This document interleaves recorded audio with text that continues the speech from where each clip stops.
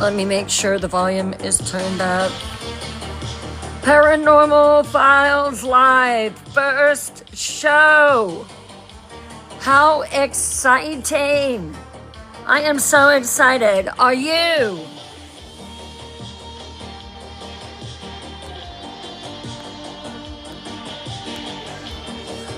Come on in, seekers of the paranormal. Hey!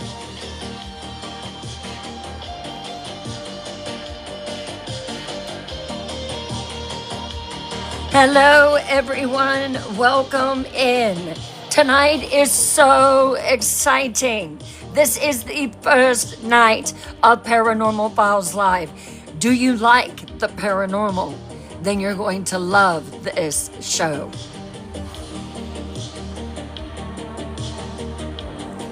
Let me get chat up. Hello, Julie. Hey, Beach Nut. Hey, babe. Hey, Mary. Hey, Melanie. Hello, Kimmy. Hey, Tara. Welcome in. Hello, Willcom. Hello, hello, hello. Judy Still, come on in. Hey, Shirley, how are you? Come on in. This is a brand new live, and you are able to take part of the first night. And we are going to have so much fun. Come on in. We're going to have a great time. This is going to be interactive. It's going to be fun. It's going to be spooky. It's going to be great.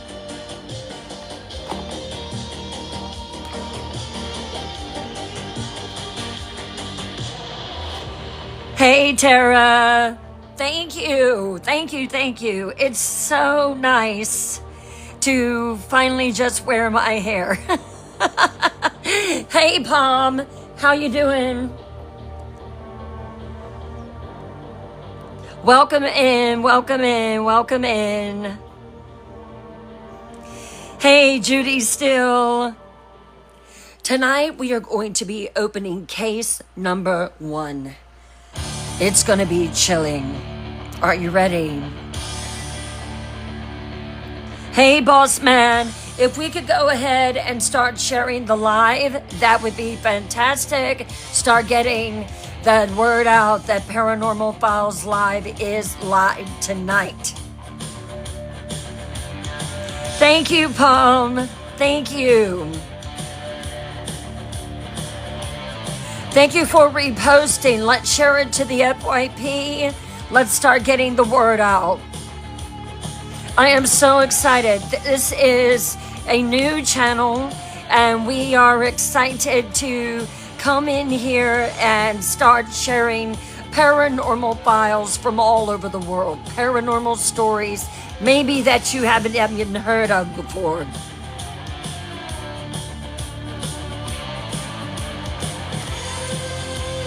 Thank you for sharing. Thank you, Beach Nut. Thank you.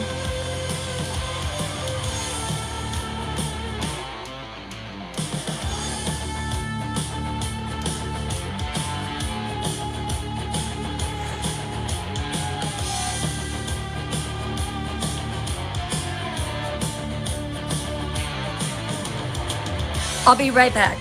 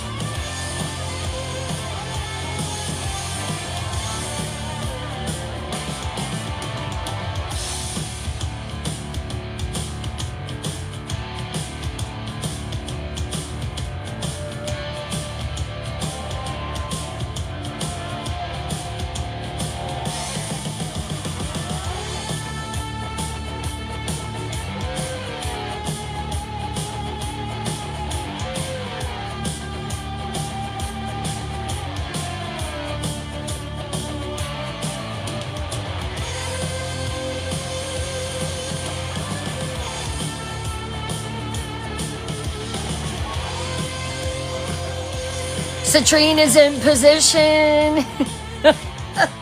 She's not gonna move. Not at all.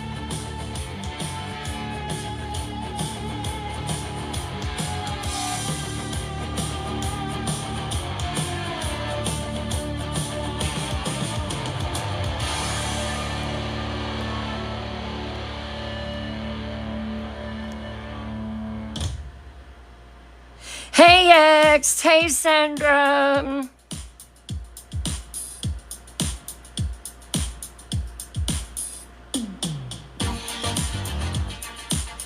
Let's start sharing the live.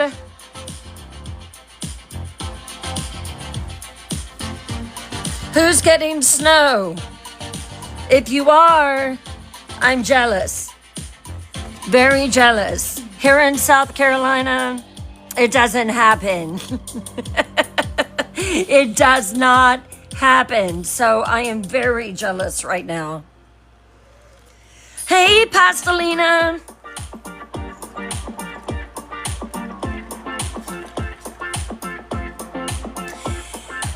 Are you getting it, Mary?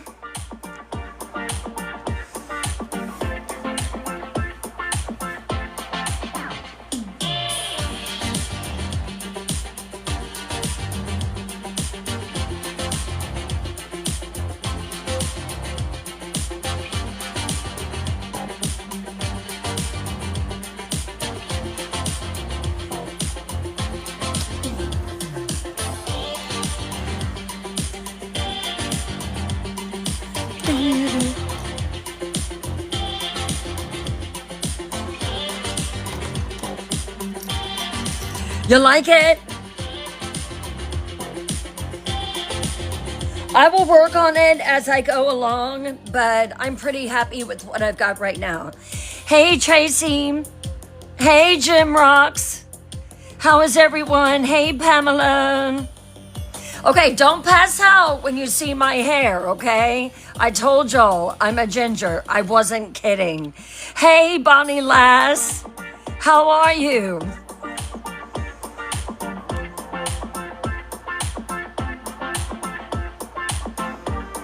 I hope you got your thinking caps on tonight. It's gonna get real.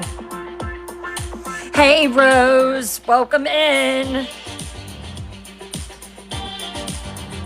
Welcome in, welcome in, welcome in.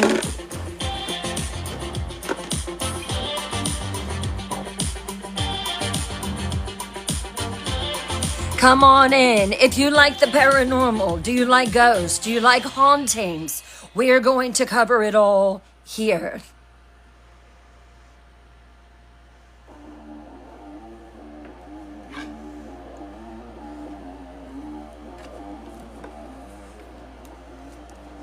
Hey, over there in YouTube. What is up? I want to be able to see the chat. Why isn't it showing it to me? Live chat. There we go. Hey, White Channel. Thank you for sharing the live. The way that we're going to get known is by sharing. So let's share, share, share. Thank you all so much for the comments that I've seen throughout the day. It is just absolutely amazing. Amazing.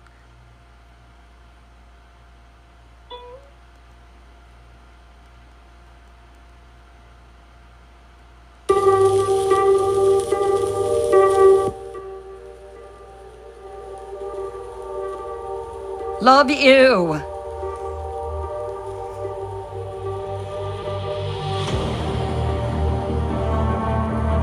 Hello, Al. Thank you. Let's hit repost, repost, repost, repost. Hey, Nikki.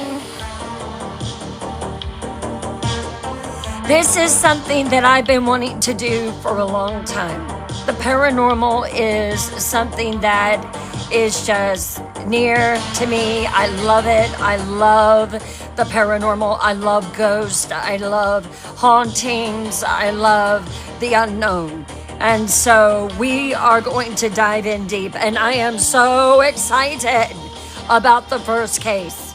Case file number 1. I'm going to go excited about the first case. Case file number 1.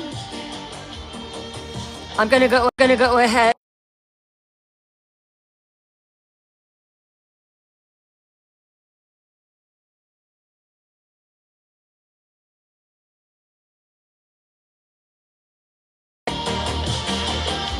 It should. Is that something that we have to work up to? I don't know. I know you do, Shirley. Thank you, thank you. Kelly, thank you for the follow. I'm getting ready to put one now, X.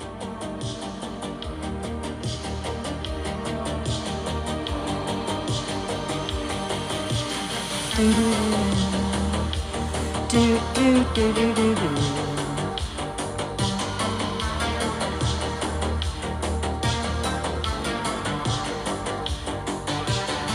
Now I'm also seeing something about a super fan goal.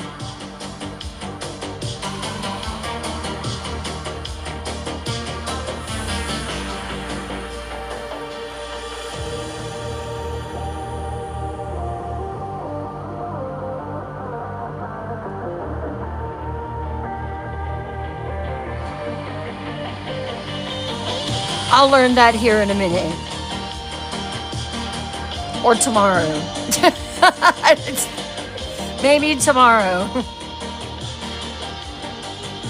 5 minutes.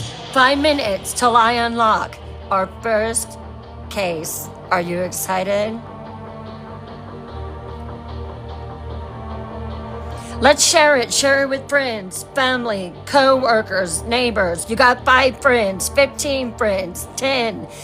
I missed a few in there, but let's get it out there. Cece, thank you for the follow. Thank you, thank you.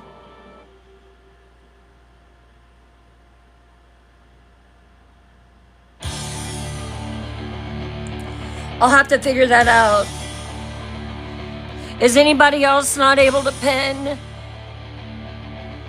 What do you think of the background? Does it look spooky?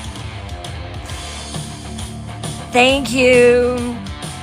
Thank you, thank you. Let's get those likes going. Those likes are gonna activate this live and gonna get people to start coming in and discovering us. Thank you so much.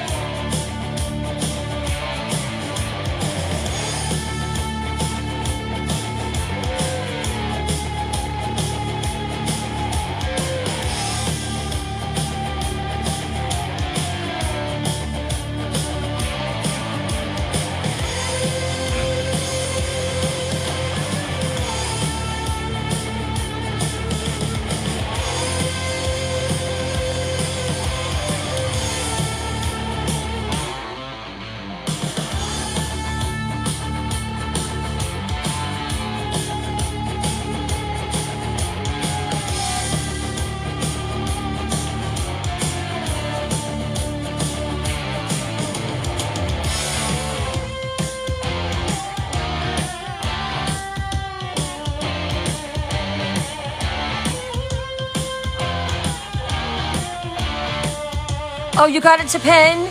Okay, there we go. I wonder what the problem was. Thank you all.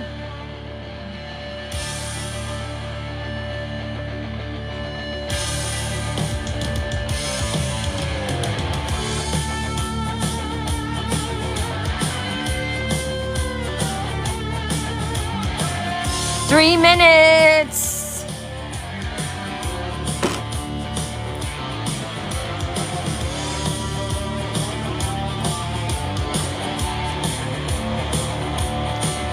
Hey, Emma Bama. Hey, Peanut. Welcome in.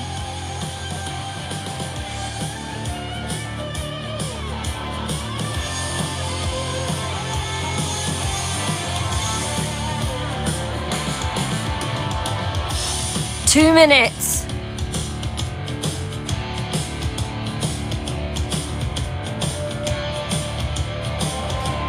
Hello, hello, hello. Tonight is the first night of Paranormal Files Live.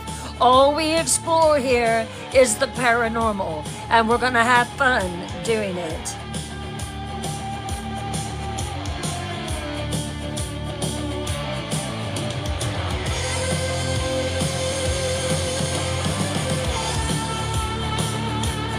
Welcome in. If you know someone that was on Twisted Tales Live and you're not sure if they have the message, go ahead and shoot that out if you would.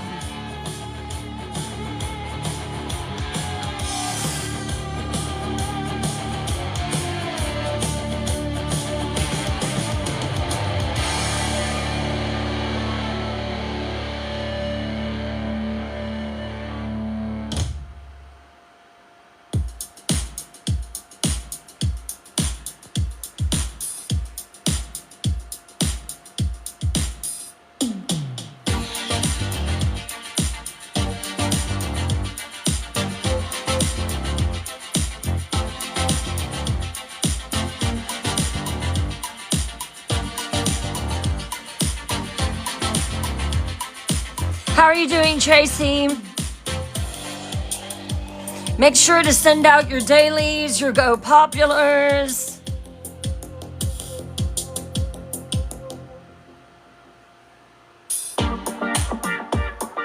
Amy, hello. How are you?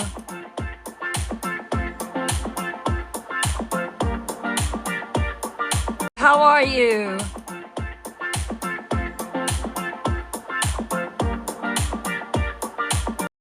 Chilling stories. That's true.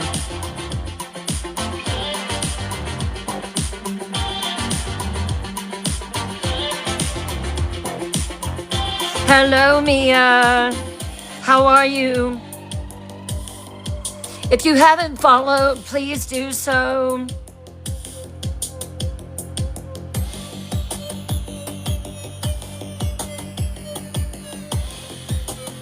Thank you, Mia. Thank you.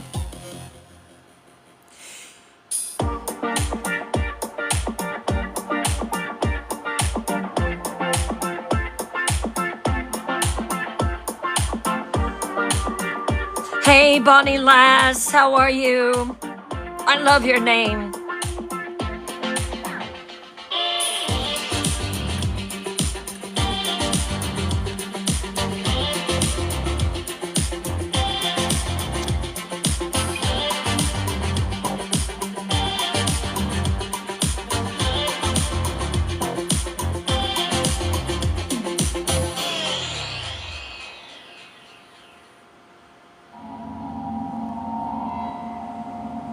All right, let's test the music.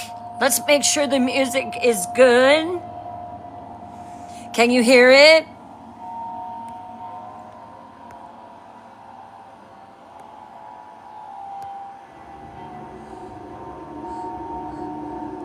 Hello, David. Hello, Nicole. Oh, Mia, I see you in there. I see Kelly. Thank you all so much.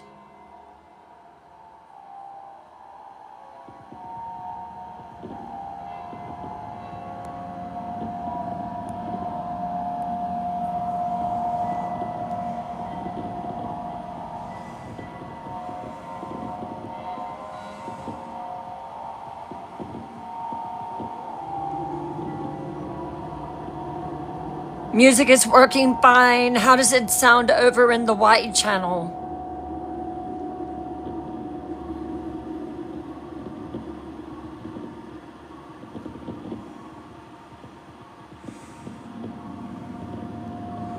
Great.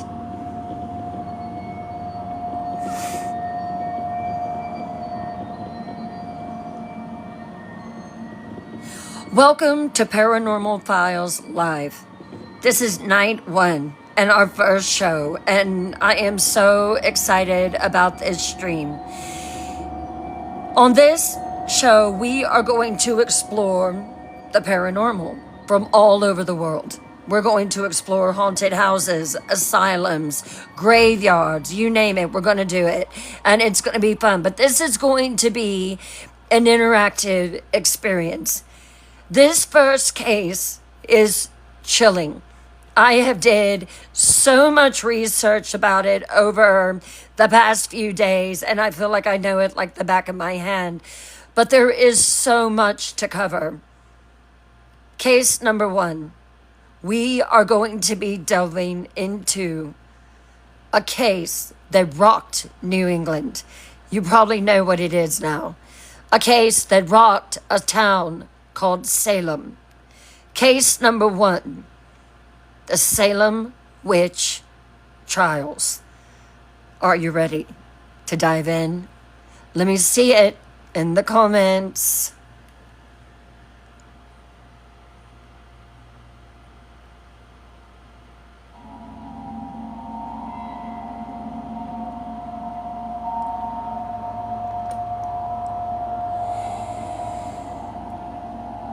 They say that you can hear them screaming.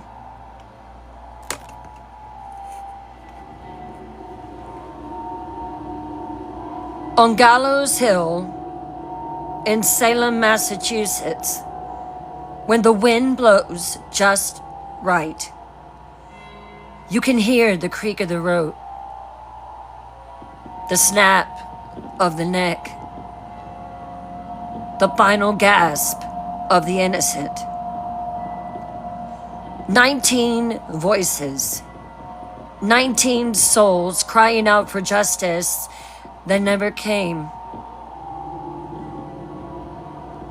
But tonight, my seekers of the paranormal, tonight, I am going to give them their voices back. Welcome to Paranormal Files Live, Case 1. The Salem Witch Trials. Good evening, seekers.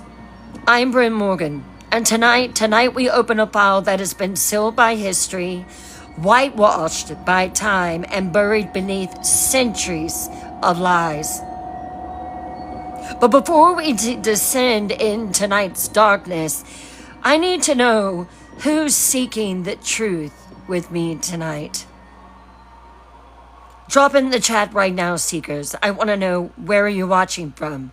What state? What country?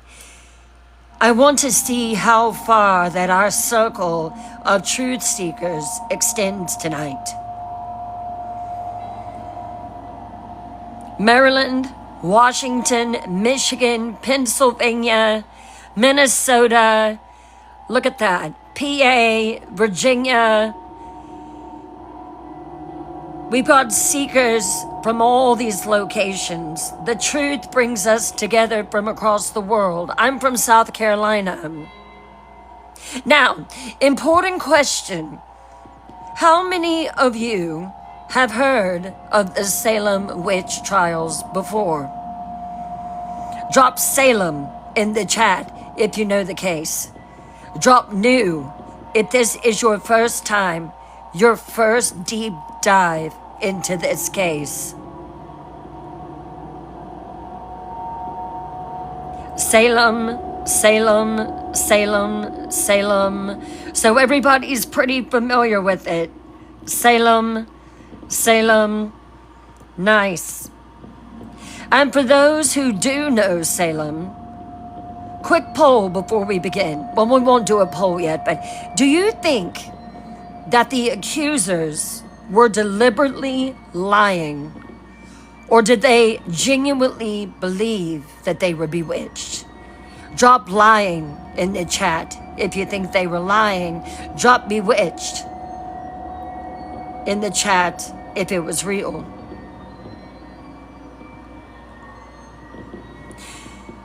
Bewitched, lying. Who else? Okay, so we've got some that believe it was lying, some that believe it was mass hysteria. So a fascinating split here. Keep those opinions in mind, seekers. I'm going to challenge everything you think you know before this night is over. Case file. The Salem Witch Trials. Location, Salem Village. Massachusetts Bay Colony. The date, January the 16th, 1692 to May 1693. Victims, 24 confirmed unalived. 200 accused. Countless lives destroyed. Perpetrators, a community. An entire community that chose murder over mercy. Now, this isn't a ghost story, seekers. This is something far more terrifying. This is a true crime investigation into how mass hysteria, religious extremism, and the lies of children created America's bloodiest witch hunt. For the next several nights, there's no way we're going to cover it all in one night. I'm going to walk you through the case, step by step. We're going to examine the evidence, interview the witnesses through historical records, reconstruct the timeline, and we're going to answer the questions that have haunted historians for over 3 centuries. How did this happen? Why did this happen? And most importantly, could it happen again? Tonight is night 1, the origin, how it all began, the first symptoms, the first accusations, the first interrogations. This is where the nightmare was born. So dim your lights, seekers of the paranormal, lock your doors, and follow me back to a frozen January night in 1692, when 2 little girls decided to play with the devil.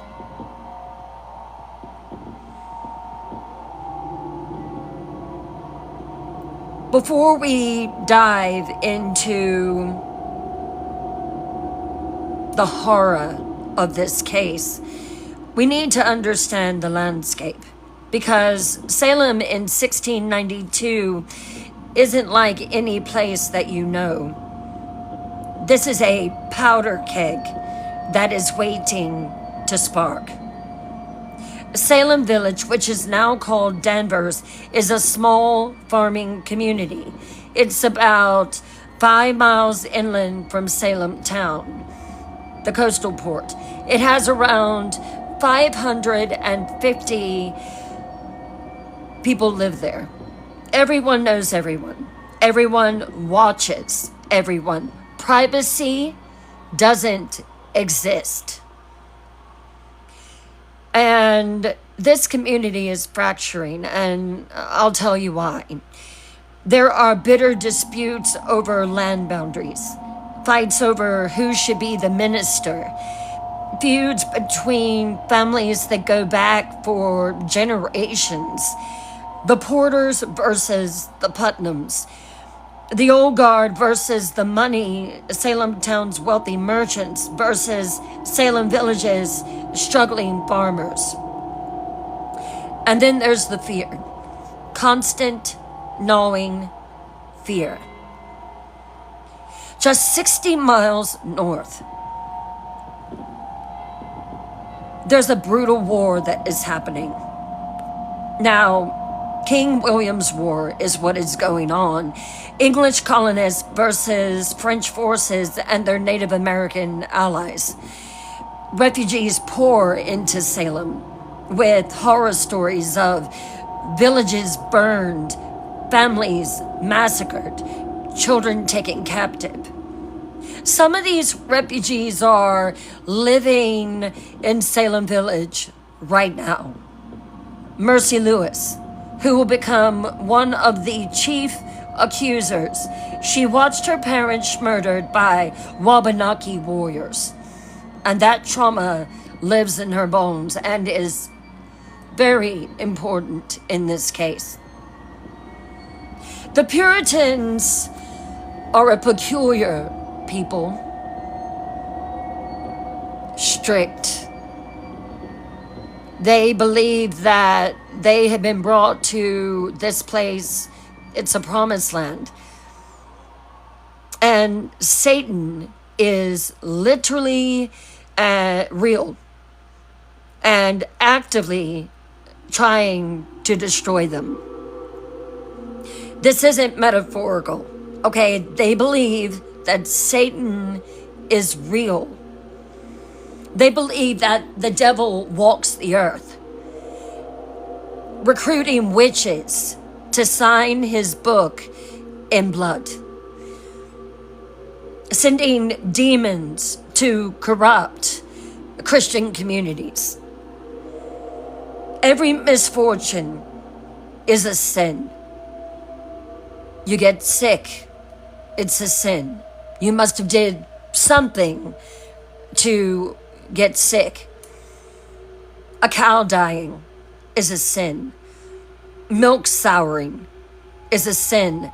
A child dying is a sin. A child's fever is a sin, and could be a sign of witchcraft.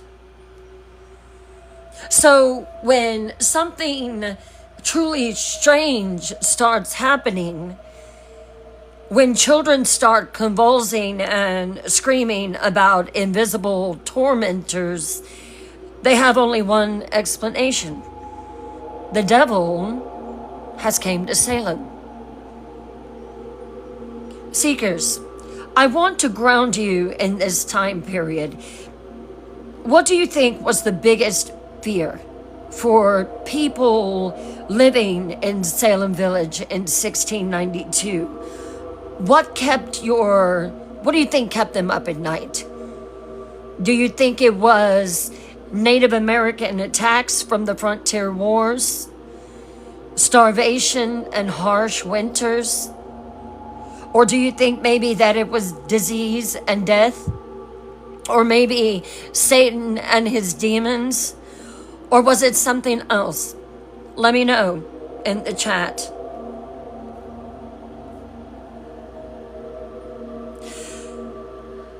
I think that it basically in this time, in this day and age, I think it was everything. I think that they were terrified of being attacked. Shirley agrees with me. Pamela agrees with me. I think it was a mix of all. I think it was the fear of being attacked. I think it was the starvation. They were afraid that they might not have enough food. It was harsh winters. The weather conditions in Salem, Massachusetts was brutal. Absolutely brutal. They also feared Satan and demons. They feared disease and death. They were a very fearful people. So yes, Shauna, I believe that it was a mix of all. So you're all seeing different signs of the puzzle, and you're all correct.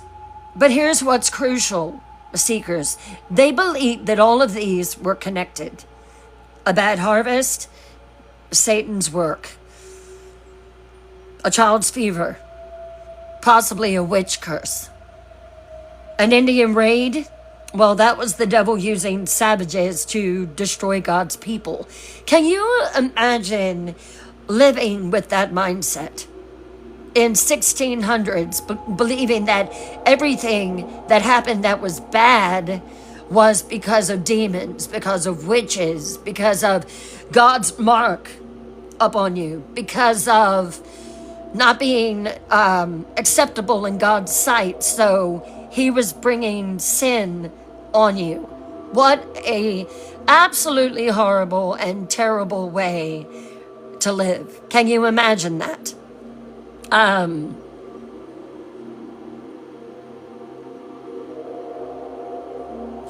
In today's world, when something goes wrong, what do we blame today? Drop in the chat. What do you think? When something bad happens, what's your go-to explanation for it? I know a lot of people blame politics, corporations, we blame the system, we blame social media, technology. But in 1692, they blamed the devil.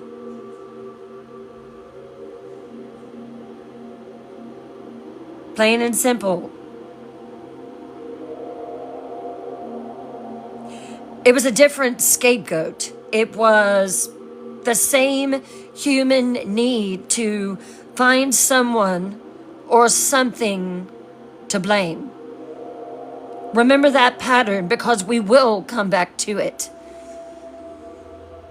Now, let me introduce you to the first key players in our investigation. The people who will set this nightmare in motion. My first one that I want to introduce you to is Reverend Samuel Parrish. Now, he was age 39. He was Salem Village's minister since 1669. He was a former merchant from Barbados who failed at business. And so when he failed at that, he turned to preaching.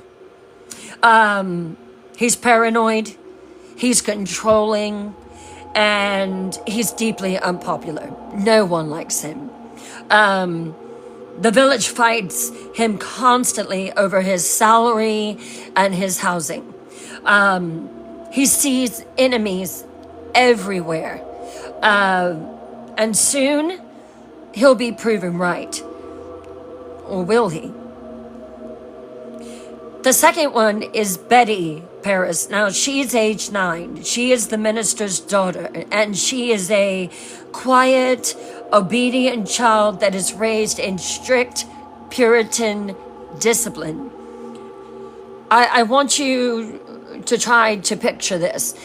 Children back then, there was no playing, no laughing, no joy, just prayer, scripture, and the constant reminder being pounded into her by her father, who was the Reverend of Salem Colony, that she's born in sin and deserves hellfire. 9 years old. Then we have Abigail Williams. Now, she's age 11. She is Reverend Paris's niece, and she's living with the family. They took her in. We don't know what happened to her parents. They're just gone. Dead, abandoned, lost to history. But Abigail is different from Betty. She's bolder, she's angrier, she's hungrier for something more than this suffocating life. She cannot stand it. And then there's Tituba. Now, Tituba Indian, and that's how she's listed in the records. Her last name is known as Indian. Her last name is literally Indian, though she's actually probably from Barbados, possibly of Arawak or African descent. Her age is uncertain. She's probably mid-30s. She's enslaved by Reverend Paris, who actually dragged her from the Caribbean to this frozen Puritan hell. She cooks, she cleans, she cares for Betty and Abigail. And on cold winter nights, when Reverend Paris is out arguing with the parishioners on whether he can get wood to have a fire in his parsonage, she tells the girls stories.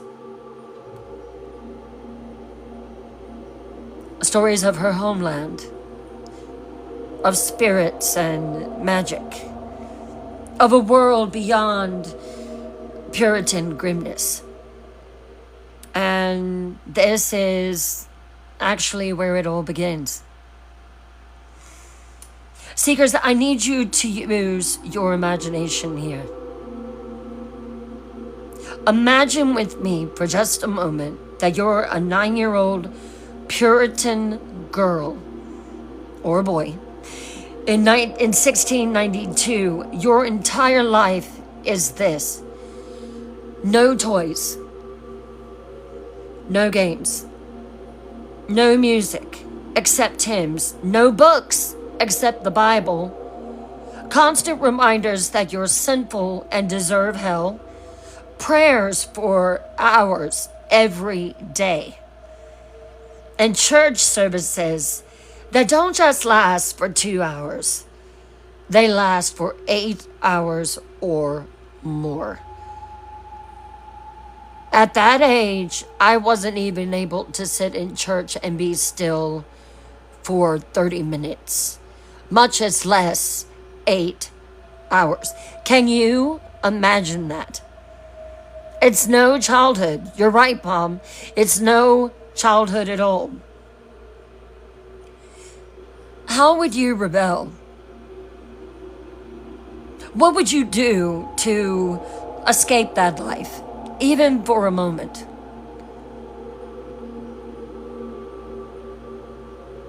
Drop in the chat.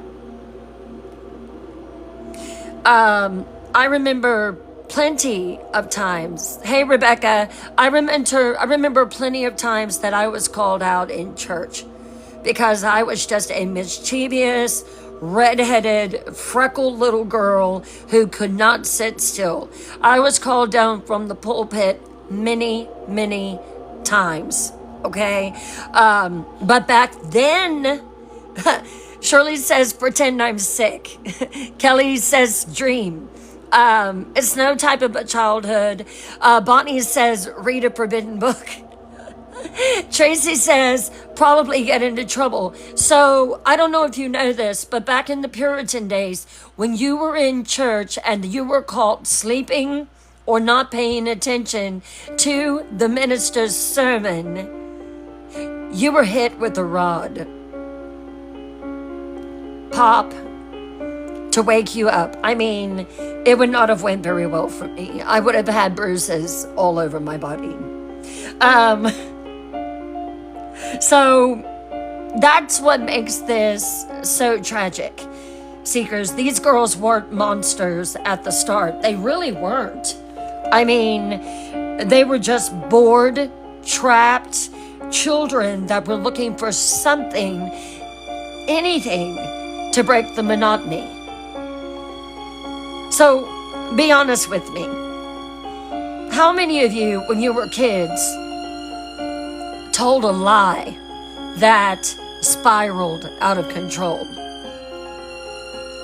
I did. Where you knew you should stop, but it just got too big for you.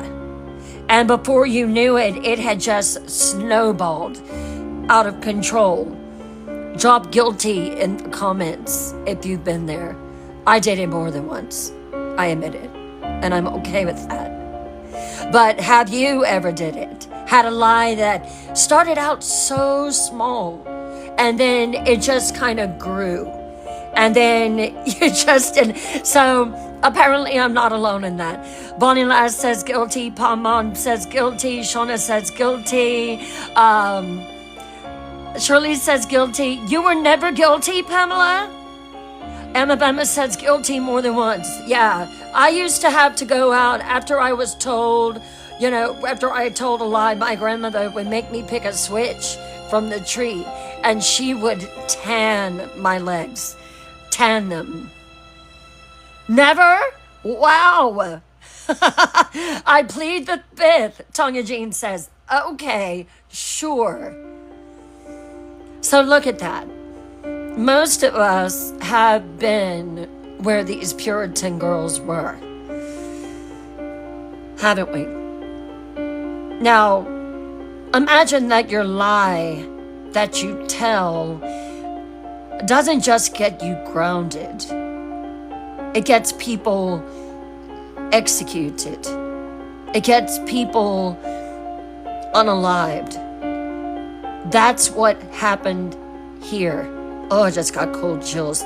Keep that feeling in mind as we go deeper. So I want you to picture this, seekers. It's late January 1692. The snow is piled high. The wind rattles the windows. And Reverend Paris is out again, arguing with villagers about his firewood allotment. They wouldn't even bring him wood. That is how much that they disliked him. So I want you to picture this drafty old house with no heat. And these two girls, along with their maid, Tituba, are wrapped up in a blanket.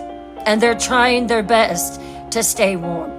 There's a couple pieces of wood on the fire, but it's not really even scratching the surface. Inside the parsonage are those three females. And they're huddled near that small kitchen fire. Betty and Abigail are supposed to be reading scripture, as they always are. But scripture is boring to them on this particular night. Scripture is the same verses over and over and over again. And these are some of them that they had to read. In sin did my mother conceive me. The wages of sin is death. On and on and on. These girls on this particular frigid night, they want something else. They want something exciting. They want something forbidden. And Tituba knows how to give it to them. So Tituba sits by the fire. She's stirring the pot. The girls watch her and they're fidgeting. And then Abigail is eager and she's wheedling. Tituba, tell us a story, please. Not the Bible, a real story.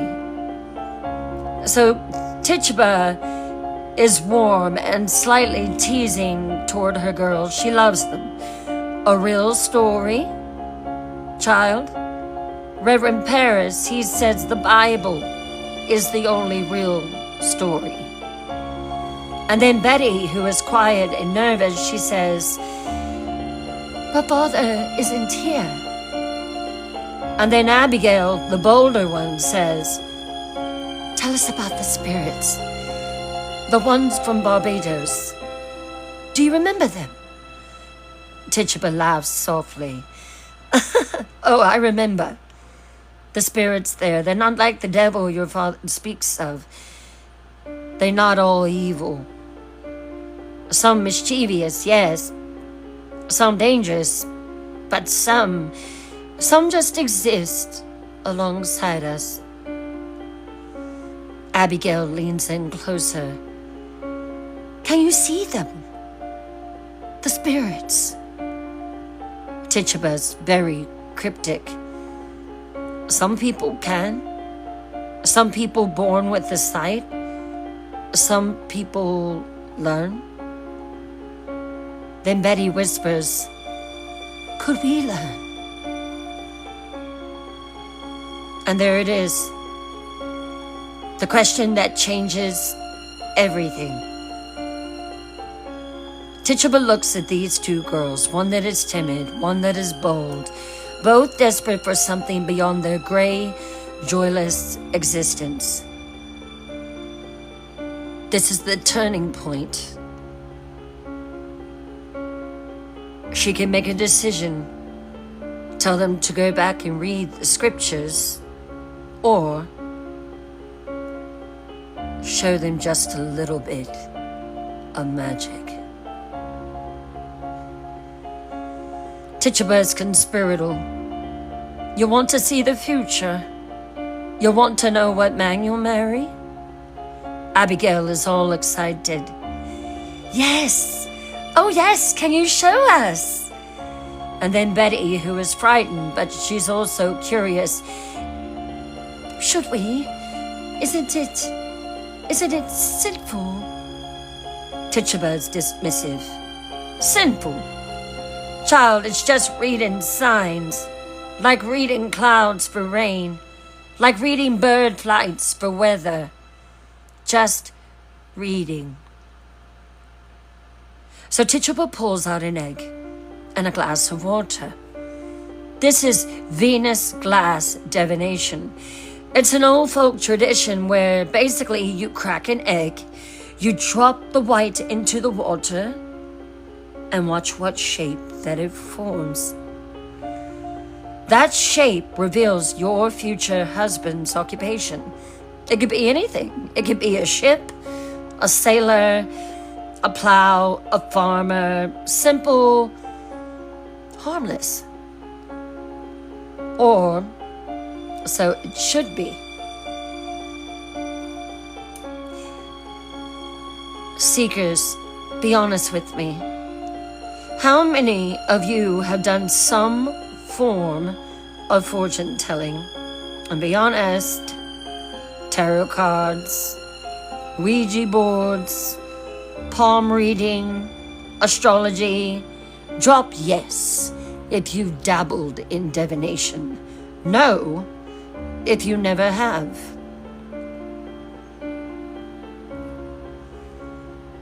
Shirley does cards, Kelly has, Sandra, X, James, Alabama, me, Amber, yeah. Shauna says no, Mia says yes, Kim says no. So look at that.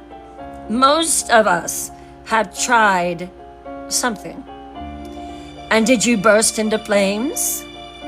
Did Satan claim your soul? No. Because it's just curiosity. It's just humans trying to feel like we have some control over an uncertain future. I did the one where you take the ring and you put it through the thread through it and you swing it over your belly. And it's supposed to tell you if you're going to have children, a boy or a girl. My grandmother, who was psychic, taught me that. And sure enough, I had a girl. So all of us, for the majority, have tried something. But in 1692, Puritan, Massachusetts, this was literally making a contract with the devil. So Tituba grabbed the glass and the egg.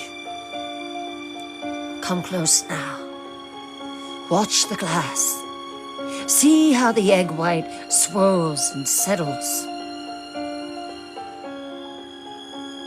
What shape do you see, Abigail? Abigail is breathless and leaning close. She looks down. I see a hat. A tall hat. My husband will be a gentleman. Tituba is amused. Perhaps. Or perhaps a merchant. Or perhaps you just simply see what you want to see, child. And then Betty, who has been very quiet, says, let me try. I want to see too. They crack another egg. Drop the white into the glass. All three lean in, faces glowing in the firelight. The egg begins to swirl, settles, and forms a shape. And Betty, 9-year-old Betty, sees something that makes her blood run cold. She whispers, That's not a hat.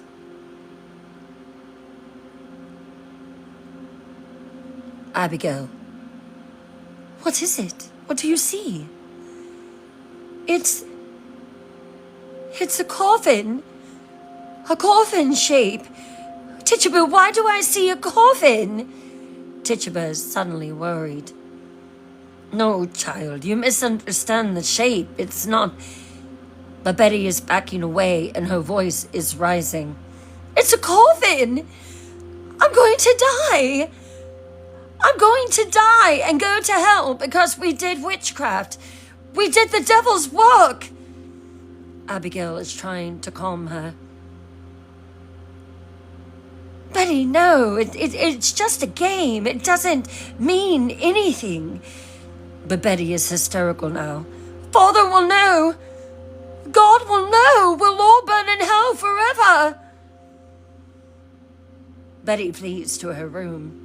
Tituba and Abigail exchange worried looks because they know that what they did was a sin. A coffin, an omen of death. And that night, Betty Paris begins to exhibit symptoms that will birth a nightmare. What do you think actually happened, Seekers, during that fortune telling that scared Betty so bad? Do you think that she genuinely saw a coffin shape and freaked out? Do you think that she felt guilty for doing something forbidden? She had an EGOT poisoning hallucination, which we'll get into here in just a little bit, or she was already planning to fake illness and use this as her excuse. What do you think? Drop it in the comments. Personally, in my opinion, I feel she may have very well seen a coffin shape and freaked out about it. I think she also knew that what they had did was considered to be a sin in God's eyes, and not only in God's eyes, but in the eyes of her father. I think those are the two that are the most real for me, that I think, probably caused issues there. Shirley says her imagination ran wild. I do believe that. I definitely do. I think that was part of it. I think her imagination went wild. She was 9 years old. She was terrified. She knew that she had sinned, and it was just a horrible thing. Hey, Tanya Jean, how are you? Glad to see you in here tonight. And they're all valid theories. We'll never know for sure. But here's what we do know. That moment changed everything. That moment set 24 people on the path to being unalived. Set them on the path to death.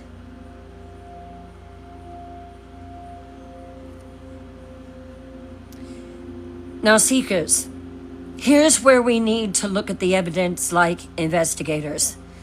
What exactly happened to Betty Paris? Let's examine the historical records and witness testimonies. That night, January the 20th, 1692, at approximately, Betty began screaming in her sleep. Not normal childhood nightmares, screaming as if she's being tortured. When Reverend Paris comes in, he finds her in a position that should be physically impossible. Her body is rigid. She's arched backward. Her eyes are rolled back in her head. Over the next few days, the symptoms just escalate. And let me show you what the historical records subscribe. So, she contorts her body into odd postures. Contemporary accounts say that she would have tucked herself under furniture and into spaces that were way too small for her to fit. for a 9-year-old girl. She experiences violent convulsions. Her limbs jerk and flail. Her back arches. Her head snaps back. She screams during prayer. When Reverend Paris tries to read scripture, Betty clamps her hands over her ears and shrieks as if the word is physically hurting her. She throws things. Specifically, she tears pages from the Bible, and she clamps her hands over her ears.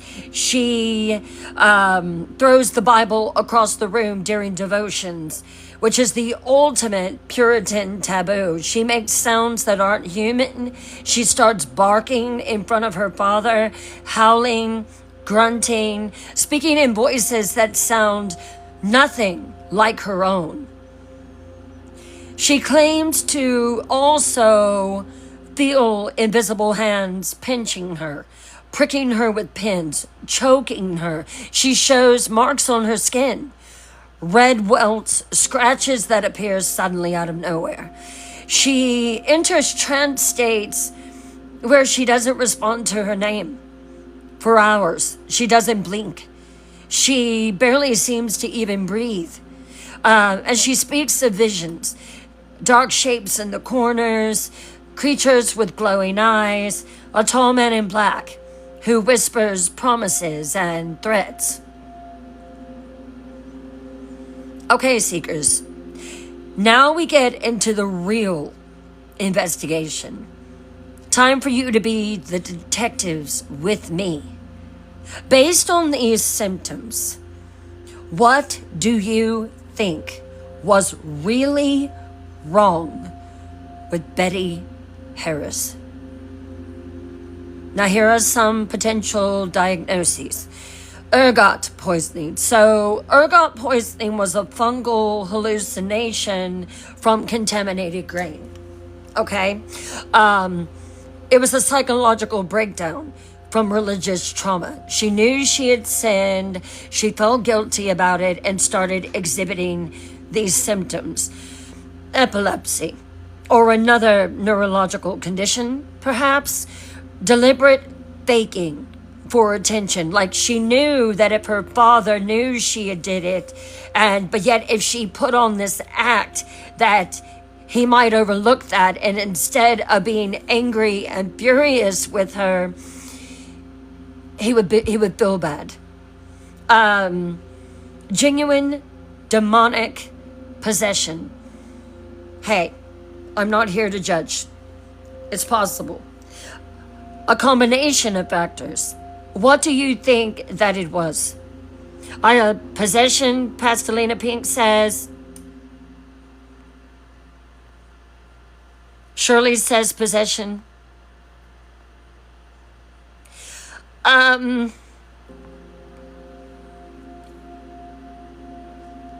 Shirley says epilepsy. Palm says possession. Shona says combination. I think it's a combination. I really do. Right, Emma Bema. I think it was not wanting her father to know about it. Kelly says that it could have been sickness. It could have been a mixture of many different things. What do you think, James? What do you think it was? Good to see you here tonight, by the way. I do think that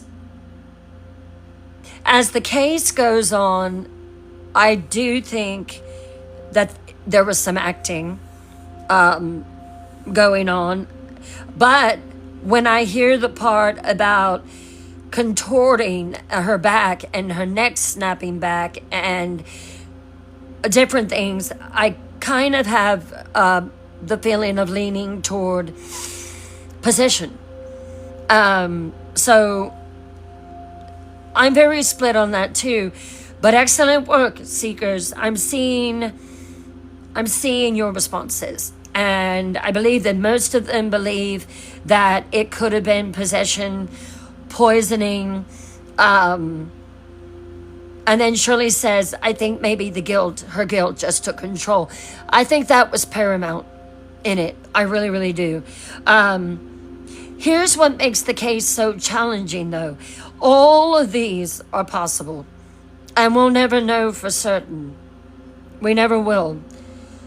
Let me give you the modern theories that historians and medical experts have proposed down through the centuries. Theory 1, ergot poisoning. So, ergot is a fungus that grows on rye grain in damp conditions. It contains compounds that are chemically similar to LSD. Symptoms include convulsions, hallucinations, crawling sensations on the skin, and muscle spasms. Salem had a particularly damp growing season in 1691, and ergot poisoning was absolutely entirely possible. Theory 2 was psychological hysteria. So Betty is a child that is raised in extreme religious terror. She's told daily that she's sinful and deserves damnation. So she's racked with guilt over fortune telling, and her mind breaks under the pressure, manifesting physical symptoms. The more attention she gets, the more the symptoms intensify. And this is a well-documented case in psychology. Theory 3, deliberate deception, which is one that I kind of lean toward as well. Betty is consciously faking to avoid punishment for the fortune telling from her father. Once she realizes the power that her affliction gives her, she can't stop, or she won't stop. And then theory number 4 is a combination. Maybe Betty starts with genuine symptoms. Maybe it was a touch of ergot poisoning, a psychological break, and then consciously or unconsciously exaggerates them. I faked being sick when I didn't want to go to school. As a child, it was very, very easy to do. Heating up a thermometer with a blow dryer.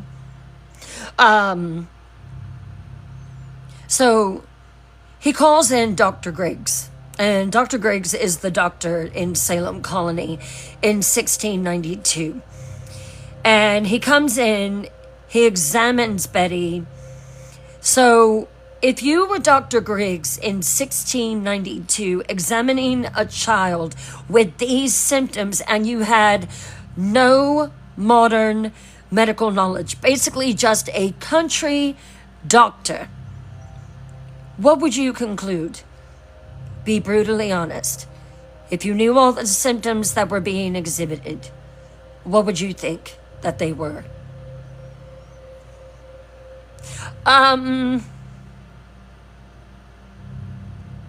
I would honestly say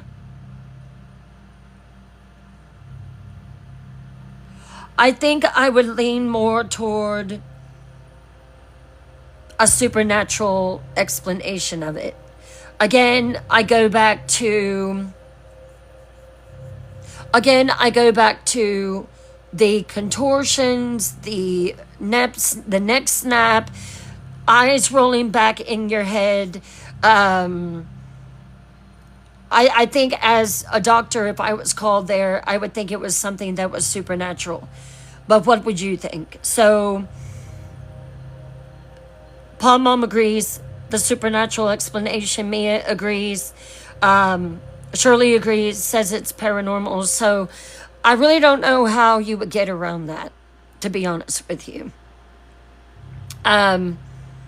Tracy agrees. Pastelina agrees. Right. So most of us would probably reach for supernatural explanations too, because you'd have no other framework on it to understand it, honestly. So that's the tragedy here, is these people weren't stupid. Not at all, but they were working with the knowledge that they had in the 1600s.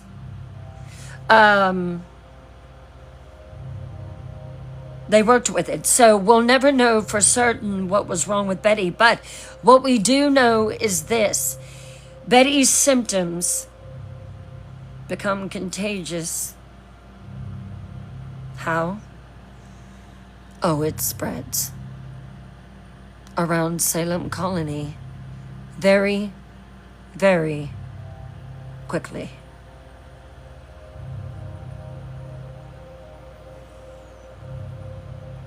So, 11-year-old Abigail Williams, who was with Betty that night that they did the fortune telling, develops identical symptoms to her cousin.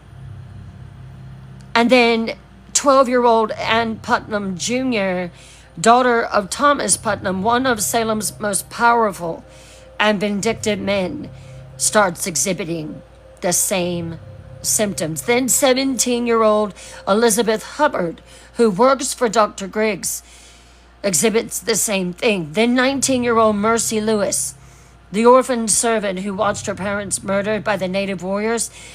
Then Mary Walcott, Mary Warren, Susanna Sheldon, and more. By mid-February, there are 8 to 10 afflicted girls and young women in Salem Village exhibiting all the symptoms that Betty had, all exhibiting the exact same symptoms, all claiming that invisible forces torture them. And the Puritan community, they're terrified. Absolutely terrified. So Reverend Paris calls for prayer and fasting. The community gathers in the meeting house, begging God to deliver them from this evil. But the afflictions don't stop, unfortunately. They only intensify. This is where it really gets interesting, seekers. Why do you think that the affliction spread to the other girls? Do you think it was contagious hysteria? Like they genuinely started experiencing symptoms after seeing others? Do you think it was social pressure? Like they felt left out and wanted to join the group? Do you think it was conspiracy? They coordinated to fake this together? Do you think it was some same environmental cause, either the ergot poisoning or trauma affecting multiple people?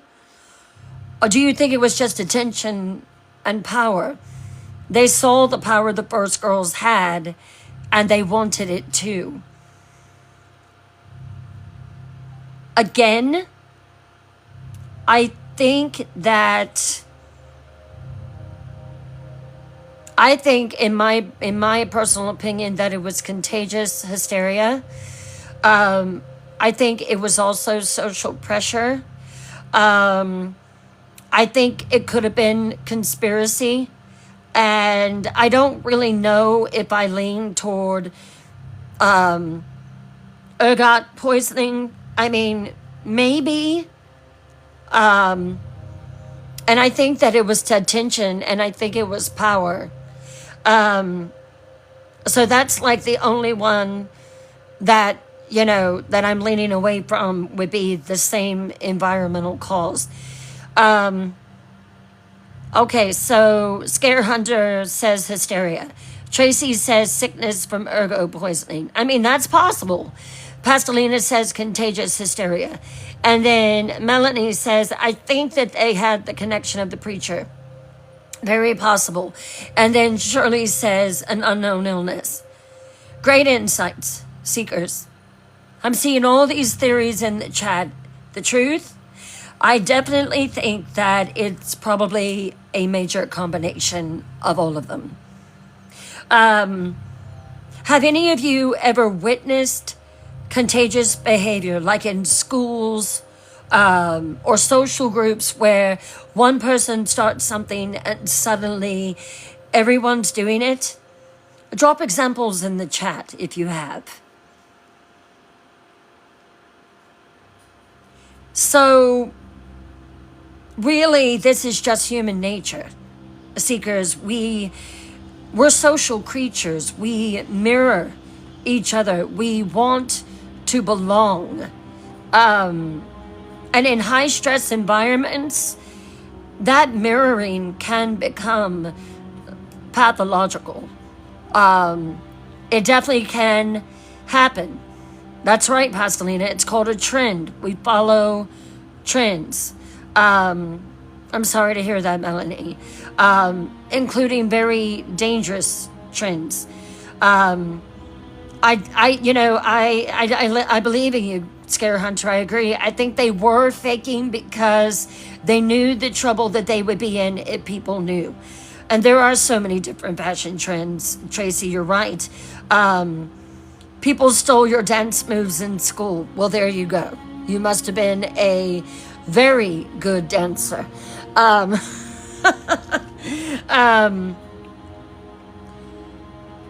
Now, here's a question. Put yourself as a teenage girl in Salem Village in 1692.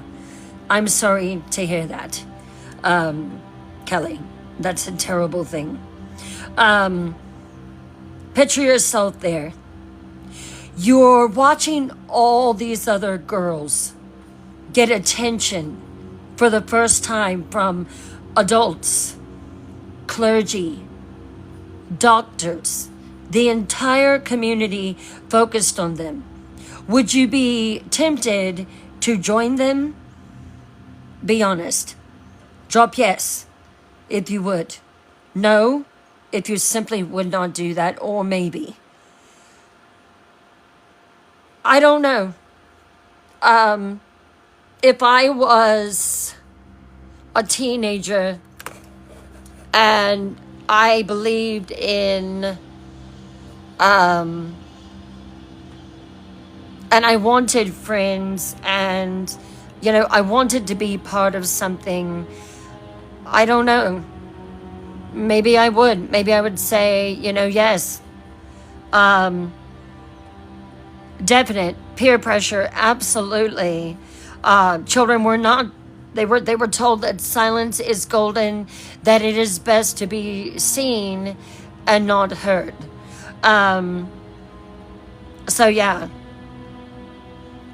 Some people would not want that attention for themselves, but these girls, I appreciate your honesty. I really don't know. I don't know what I would do in that moment.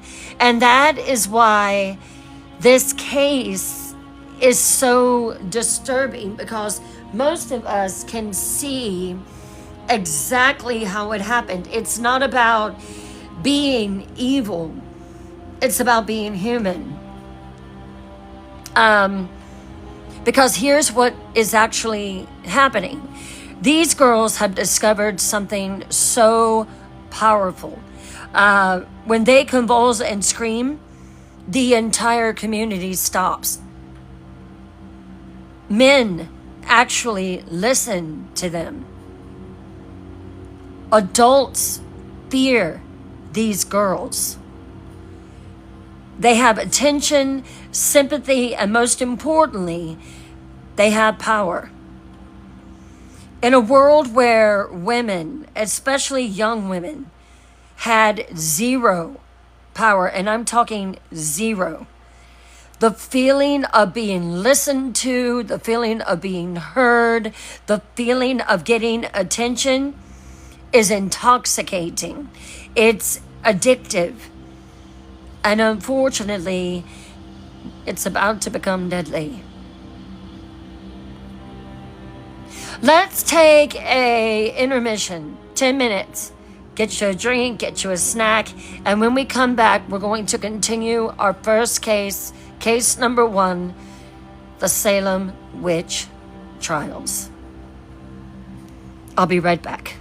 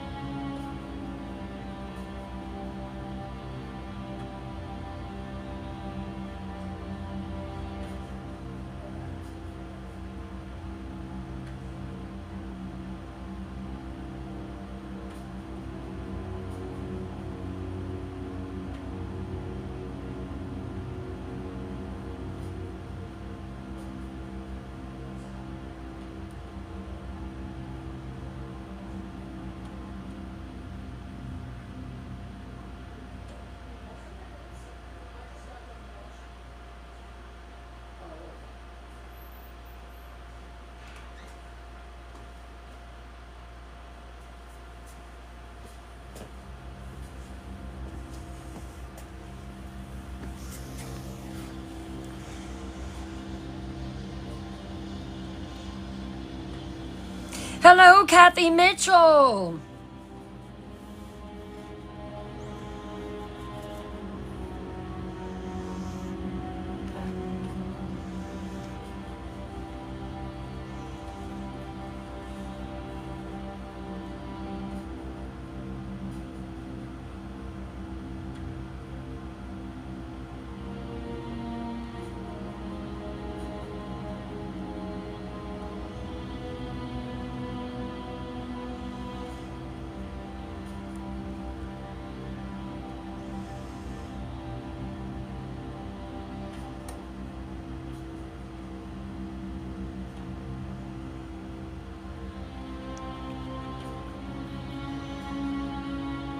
Welcome in, welcome in. Hey, Rebecca, how are you?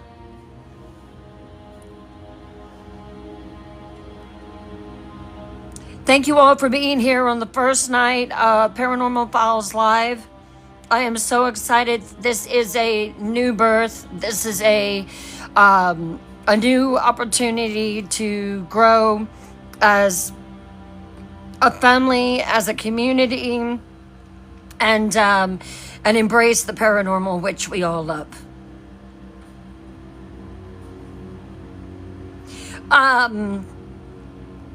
I saw a movie over the weekend. It was about the Salem witch trials, and I was just infuriated at everything that happened to these women.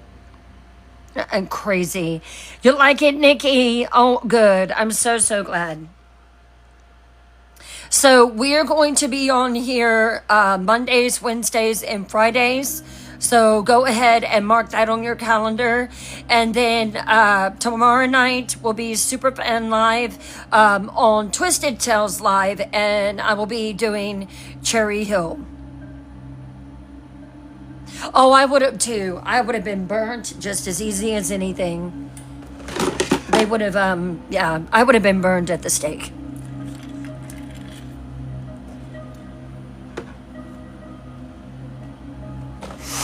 It's just fact.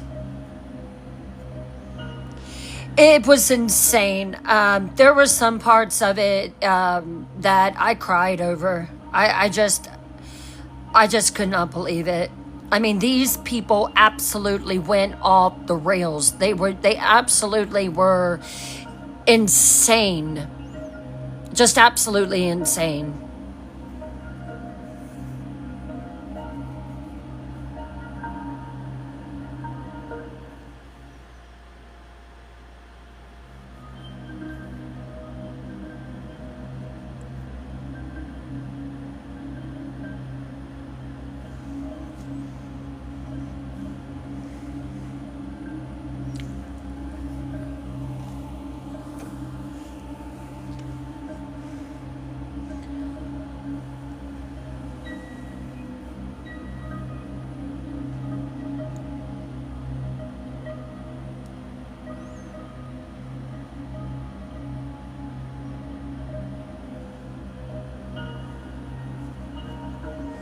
Let's keep sharing the live.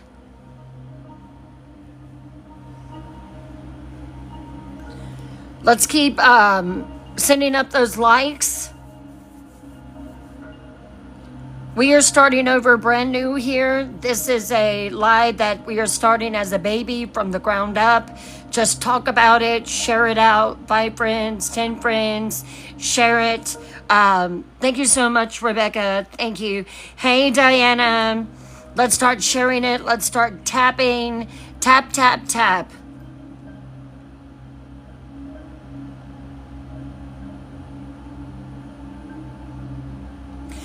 All right, we're going to get back into it.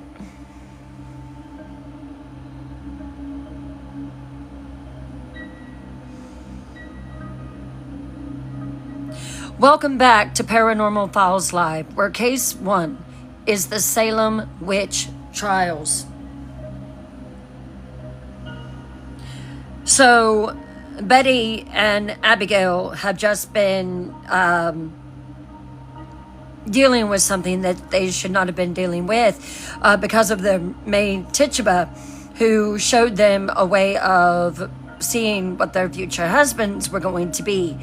As a result of it, Betty comes down with a mysterious attack on her body.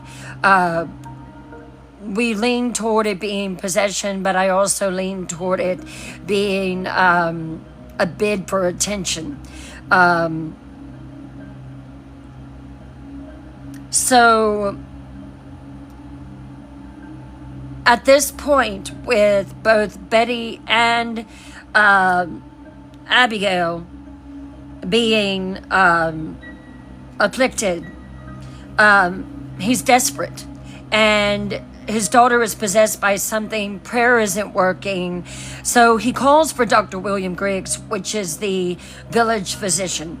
And Dr. Griggs is a well-meaning man, but he's working with 1692 medical knowledge. He believes in the four humors, and that is blood, phlegm, yellow bile, and black bile. And he treats illnesses with bloodletting, purging, and of course, prayer. Let me take you into that examination now, seekers. February the 14th, 1692. Dr. Griggs arrives at the Paris home, and Betty is in the midst of a fit, thrashing on her bed. Abigail rocks in the corner. She's moaning. Dr. Griggs steps in out of the cold. He's stern, professional. How long has she been like this, Reverend? Reverend Paris is desperate and frightening. 3 weeks now, Doctor. 3 weeks of torment. Prayer does nothing for them. Fasting does nothing. She tears Bible pages and screams when I read scripture. What manner of illness is this? Dr. Griggs approaches Betty laying on her bed and begins to examine her. Let's see the child. Dr. Griggs checks Betty's pulse, examines her eyes, looks for signs of fever, of infection, of disease. He finds her pulse erratic, but strong. Her skin is cool, no fever. Her eyes are dilated but unresponsive. Her body shows no signs of physical illness whatsoever. And yet, she continues to thrash and moan. So Dr. Griggs looks at Reverend Harris, and he's confused and he's troubled. There's no fever, no rash, no physical signs of disease, Reverend. But Reverend Paris is pressing. Then what is it? What afflicts my daughter and these other girls in this village? Dr. Griggs takes a long pause, and he's weighing his words. Reverend Paris, I practiced medicine for 20 years. I've seen fevers, infections, plagues. I've seen children sicken from natural causes. These symptoms that your daughter is exhibiting is not natural. Reverend Paris whispers, afraid God himself will hear it. What are you saying, Doctor? Dr. Griggs is grave, but certain. I am saying the evil hand is upon them. Your daughter, these girls, they're under an evil hand, Reverend.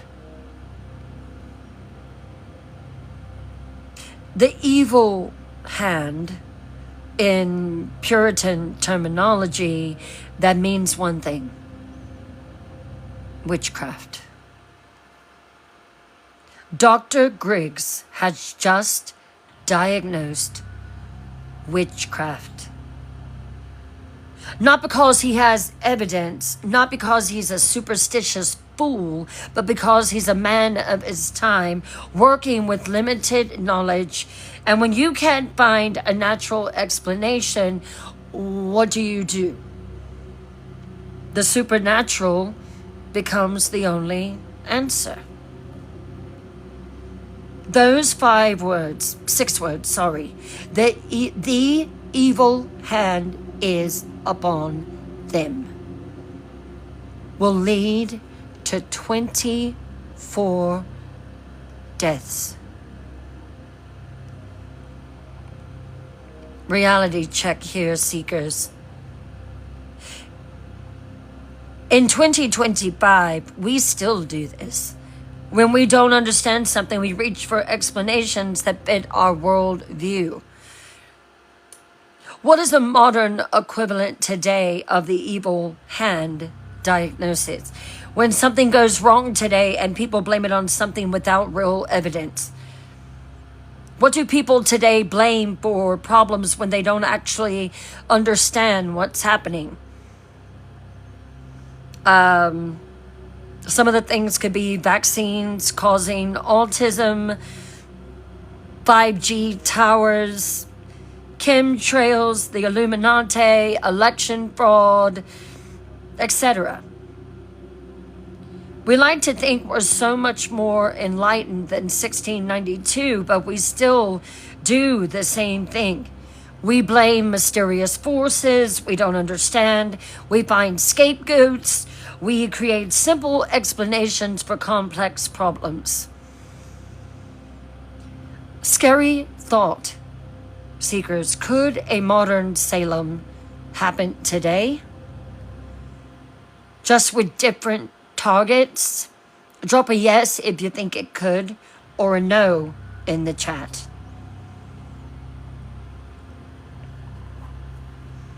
That's right, Shirley. Anything that can't be seen or understood. Kathy says yes. Palm says yes. Tracy says possibly. So, an interesting split here. Most of them say yes. Those of you who said yes, keep in mind as we continue, those who said no, I don't really have anyone that said no, but I'm going to challenge someone who was even thinking it but may not have put it in the chat. I'm going to challenge the assumption of what you're thinking before we're done tonight. Once Dr. Griggs delivers his diagnosis, everything changes. This is no longer a medical mystery. This is a spiritual crisis. If these girls are bewitched, someone is obviously doing the bewitching. A witch or witches, plural, hiding in Salem village. And that thought is absolutely terrifying. Walking among them, pretending to be a Christian while they are secretly serving Satan. The village elders meet. Minister Paris, Thomas Putnam, the porters, every powerful man in Salem village gathers to discuss the crisis. They pray, they fast, they consult other ministers from nearby towns. And then they do what authorities always do when facing the inexplicable. They demand answers from the victims. So they are called forward by these 4 men. And they demand to know who is tormenting them. The girls are ordered that they must name their tormentors. Because if they don't, because if the witches aren't caught and hanged, the entire community could fall to Satan. But the girls are silent for days.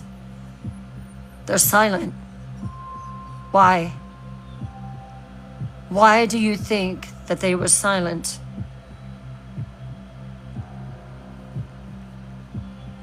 Now here's where things really get bizarre. Because while the girls refuse to name names, the community gets desperate. And desperate people have a tendency to do desperate things. So Mary Sibley, which is an aunt of one of the afflicted girls, Mary Walcott, decides to use folk magic, specifically counter magic, to identify the witch. This is very interesting. So she orders Tituba and her husband, John Indian, to bake a witch cake. See, because you're about to hear something so truly bizarre. When I first heard about this, when I first read about it, I just shook my head. I was like, what? And I want reactions in the chat as I explain this. Are you ready? Let me know.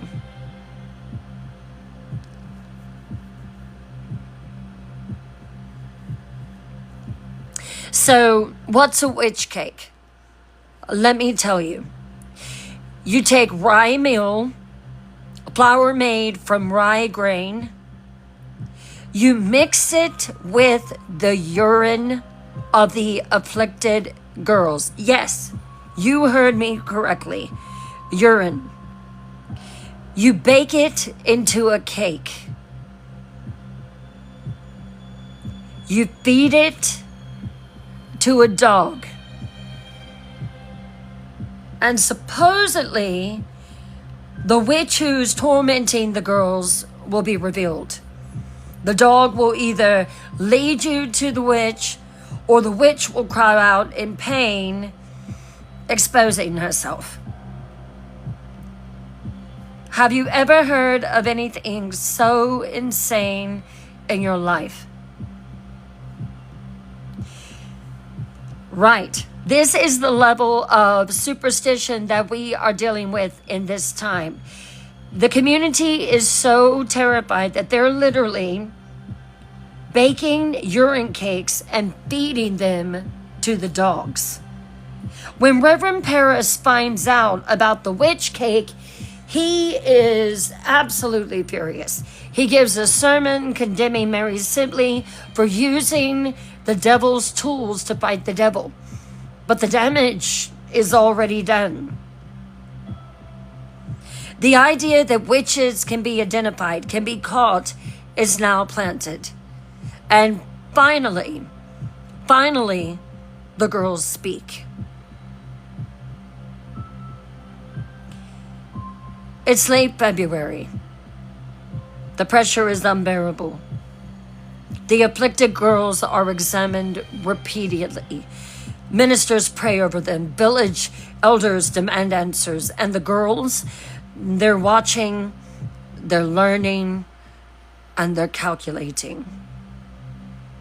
They see what happens when they name someone. The power that they'll have, the attention, the drama. So they choose carefully. Time for a dark thought experiment, seekers. I need you to really engage with me on this one. Imagine that you are one of these girls and you're terrified. Adults are demanding your name, your tormentors. The entire community is watching. And you have to name someone. Who do you accuse? Think strategically.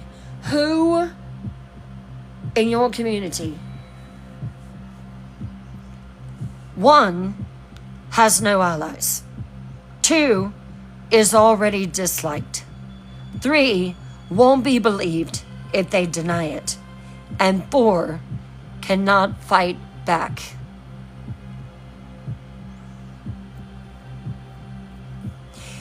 If you had to accuse someone, I know it's horrible, but if you had to accuse someone, would you choose who would be the safest target? The powerful, the outcast, or the enemies? Who would you blame?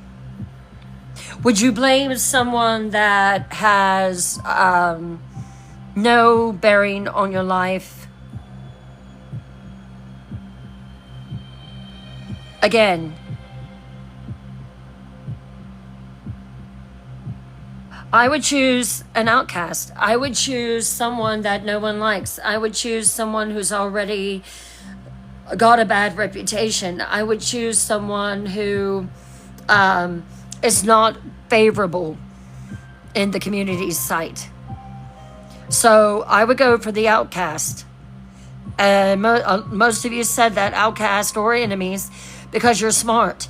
And you know instinctively that accusing someone powerful will backfire on you. And that's exactly what these girls did. They chose. They chose. And who did they choose? They chose Tituba, Indian. She was enslaved. She was foreign. She was powerless. She was already associated with the fortune teller Sarah Good, who was homeless, pregnant beggar who mutters when refused charity. They chose Sarah Osborne, which was an elderly, sick woman who rarely attended church and married her servant. These women had zero allies, zero power, zero chance. Question for you, seekers. Do you think the girls consciously chose vulnerable targets? Or did they just naturally gravitate to people they feared, or perhaps that they disliked? Drop a calculated in the chat, or an unconscious in the chat.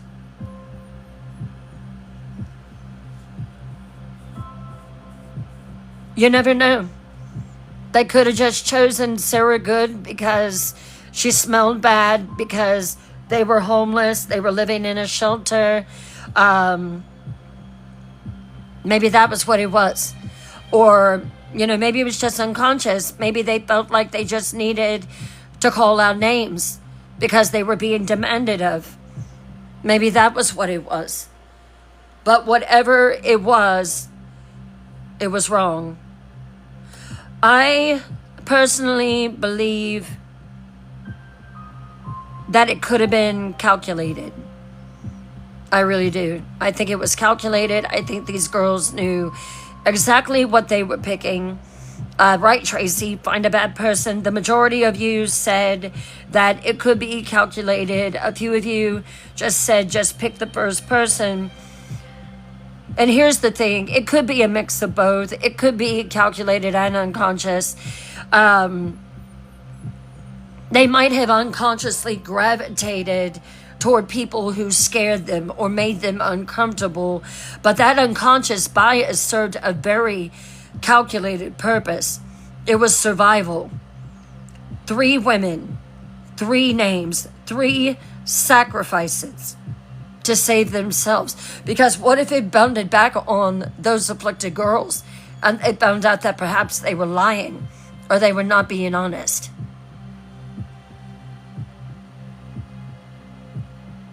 So the afflicted girls are brought before the village elders and the magistrates. It's late February, cold and dark. Everyone crowds into the meeting house. Now, Magistrate Hawthorne, he is a beast of a man. He's a big man. He's a boisterous man. He's got a very loud voice. He's stern and he's commanding. Children, you must speak. Who torments you? Give us names so we can stop this evil. The girls huddle together and they're shaking. Betty Paris can barely speak. She's 9 years old and terrified of what she's started. But Abigail Williams, Abigail Williams, she's ready. Abigail Williams stands. She's trembling, but she's determined.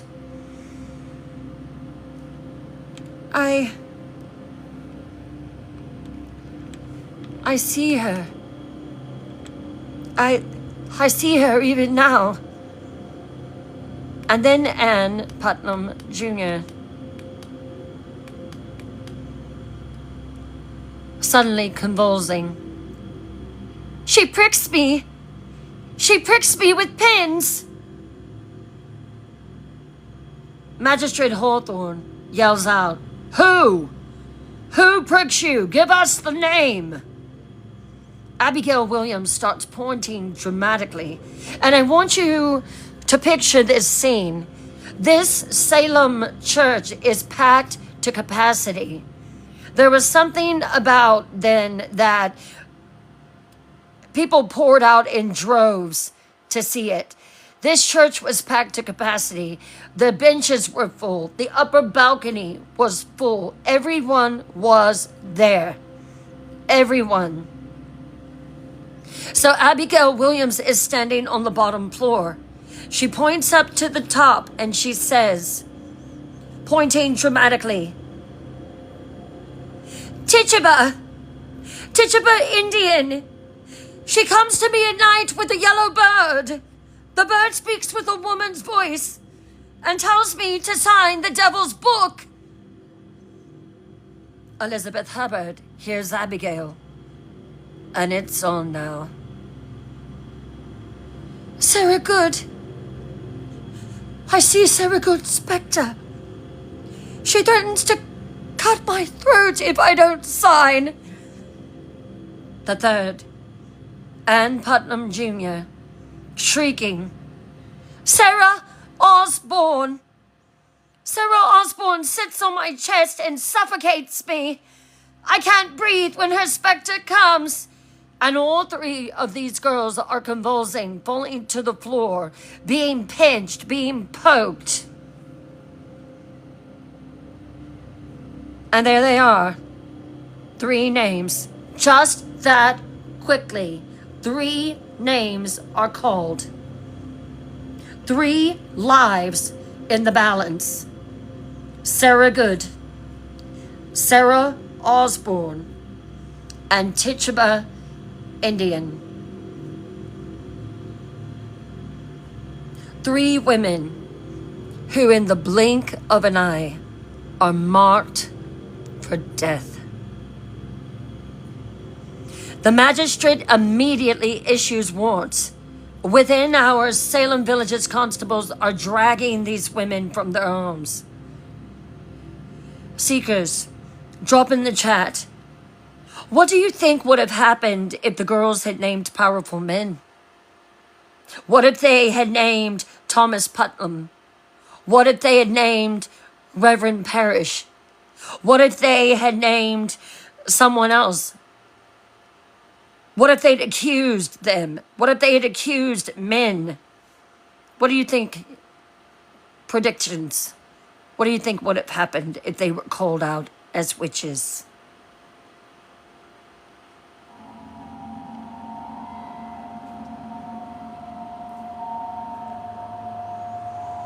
That's right. It would have been very different in those circumstances. Shirley says nothing. You're right. Palm says it would have been completely different. Kelly says they would have laughed and been in trouble. They would have not got punished or worse. They would have been completely laughed at. Completely laughed at and told that they were insane and probably suffered severe beatings. And that's just fact. The girls would have been dismissed, punished, possibly beaten. But because they named the powerless, everyone believed in them. Let me paint you the picture of these arrests. Because this is where theory becomes reality.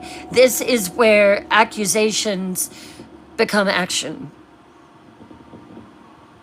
Sarah Good is found in a ramshackle shelter with her husband William and their 4-year-old daughter Dorcas. She's pregnant, about 7 months along. When the constables arrive, little Dorcas clings to her mother's skirts, crying. Sarah's not dumb. Sarah is a very loud, very boisterous, very opinionated woman. And when she hears that she has been accused of witchcraft, she knows she's done. She knows it. She knows how this ends because she's seen witch accusations before and she knows that it doesn't end well. Sarah Osborne, get this. Sarah Osborne was sick in her bed when they came and got her. She was 49, but she looked ancient. She was bedridden. She was frail. She was barely able to walk. Her husband, who was her servant, she had ended up marrying him. And of course, that was a sin. Her husband tries to protest, but they knock him down. The constables don't care. Orders are orders. So they are dragging a 7-month-old pregnant woman with a 4-year-old daughter to prison. They are dragging a sick, frail woman who cannot even walk to prison. And then Tituba is taken from the Paris household. She is Reverend Paris's slave. And he just watches in silence as they take her. Did he beat her before the constables arrived? Probably. He probably did. Historical evidence suggests, yes, that he did. He needed to ensure that she would confess to this. He needed to ensure that she would say exactly what they wanted her to hear and what they wanted to hear. So all 3 of these women are chained, literal iron shackles on their wrist and their ankles, and thrown into Salem's jail. This jail that they are cast into is not what you're picturing. It is a freezing, filthy cell with no heat, no light, no sanitation. And they have to wait there overnight because tomorrow, March the 1st, 1692, the examinations are going to begin and Salem's nightmare becomes official. So let me show you some pictures.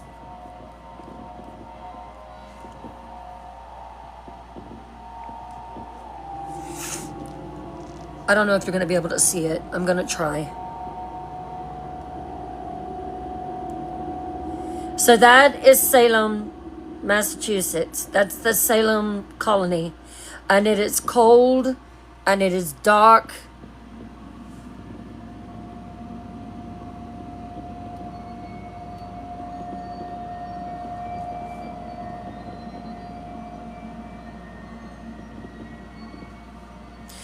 This is how it was in the Puritan times. Look how dark that is.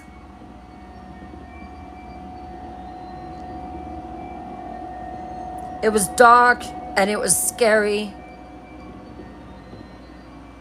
And you had this minister preaching from the pulpit that everything you do is a sin. Everything is a sin. Everything.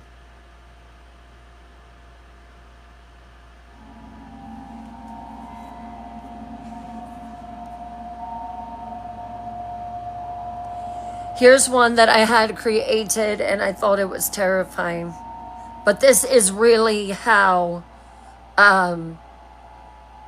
it was in the Puritan church. It was hellfire. It was damnation. It was nothing about a God that loved you. It was a God that wanted to take you to hell, wanted you to burn for all eternity.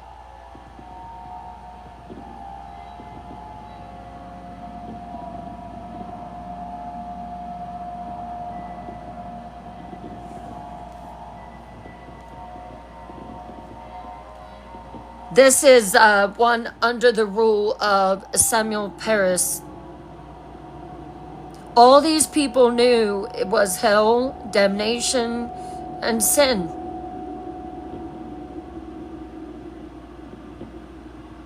That was it.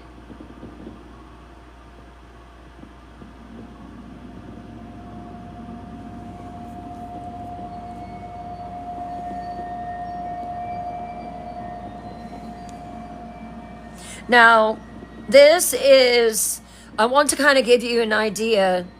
So, Salem Village is over here. Salem Town is over there. And I know it's backwards, but there's nothing I can do about that right now. But that is Salem Town, and that is Salem Village.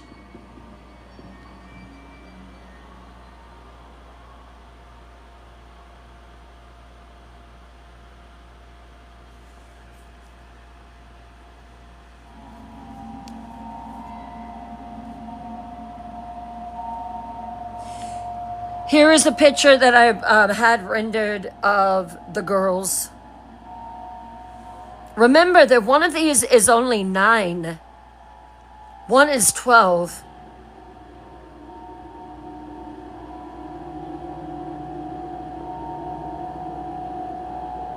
These girls are pronouncing death sentences on these women.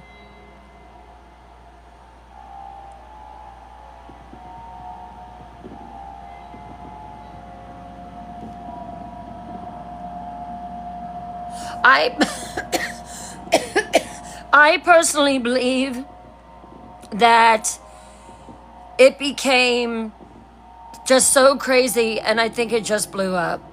I really, really, really do. March the 1st, 1692. The examinations are initially set for Ingersoll's Tavern. But the crowd is so massive that everyone in Salem Village and neighboring towns, they want to watch it. They move to the meeting house so that everybody can come in. And even then, people are standing outside just to be part of it. So, Magistrates John Hawthorne and Jonathan Corwin will conduct the proceedings. These aren't trials, not yet. These are preliminary examinations to determine if there is enough real evidence to hold the accused for trial. But make no mistake, seekers. Hawthorne has already decided that these women are guilty.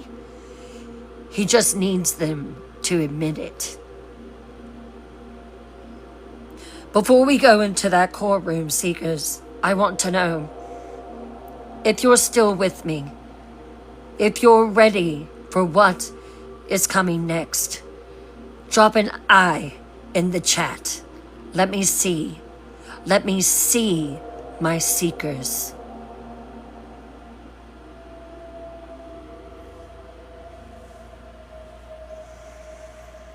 Hey, Cher.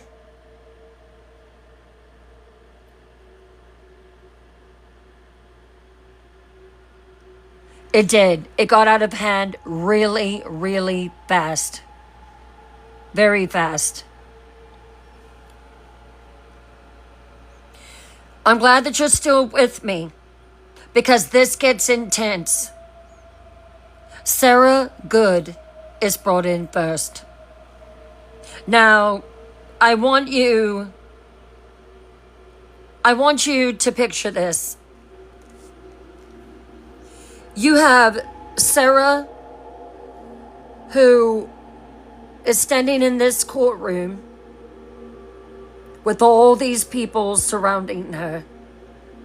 And then you have a girl right here that is acting like she is possessed, like she's being inflicted.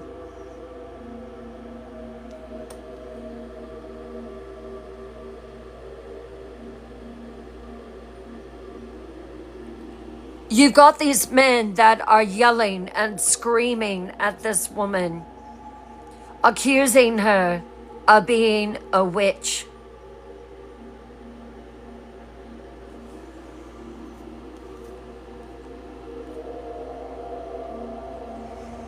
So this poor, defenseless woman who only was loud, who only was brash, who only had opinions, who only did not allow people to mistreat her, is now standing here accused of being a witch.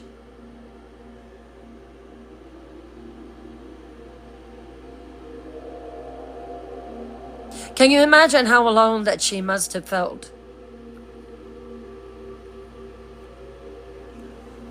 Because she knew that no one was going to side with her. She knew it.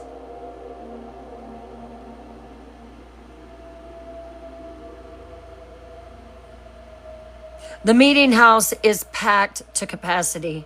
Every seat is filled. People standing along the walls. The afflicted girls are seated together in the front where everyone can see them. These women, they didn't have a chance. They did not have a chance at all. And that is absolutely terrible. So every seat is filled. People standing along the walls. The afflicted girls are seated together in the front where everyone can see them. Sarah Good is brought in. She has spent the night in a cold, dank, dark, stinky cell. And she's 7 months pregnant. She is shackled. She's dirty. She's exhausted. She's pregnant. And she's desperate. So Magistrate John Hawthorne sits at a table in front of the pulpit. He's a hard man, and he's convinced he's doing God's work. And Magistrate Hawthorne, he's cold and accusatory from the very first word. Sarah Good, what evil spirit have you familiarity with? Note that phrasing. He doesn't ask if she has familiarity with evil spirits. He asks, what evil spirit? He's already convicted her in his mind. Sarah Good stands pious at the front with her hands folded primly in front of her. But she's bitter and she's defiant. None. Magistrate Hawthorne, have you made no contract with the devil? Sarah Good responds, no. Magistrate Hawthorne leans forward. Why do you hurt these children? Sarah Good, she's got a temper and her anger is rising. I do not hurt them. I scorn it.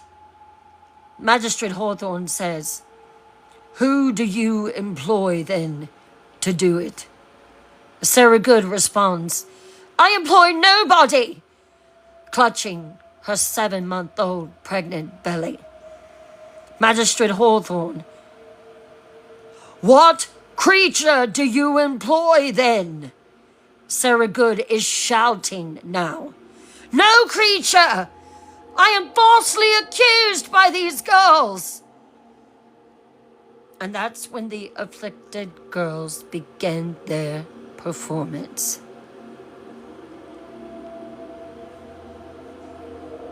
I want you to picture this.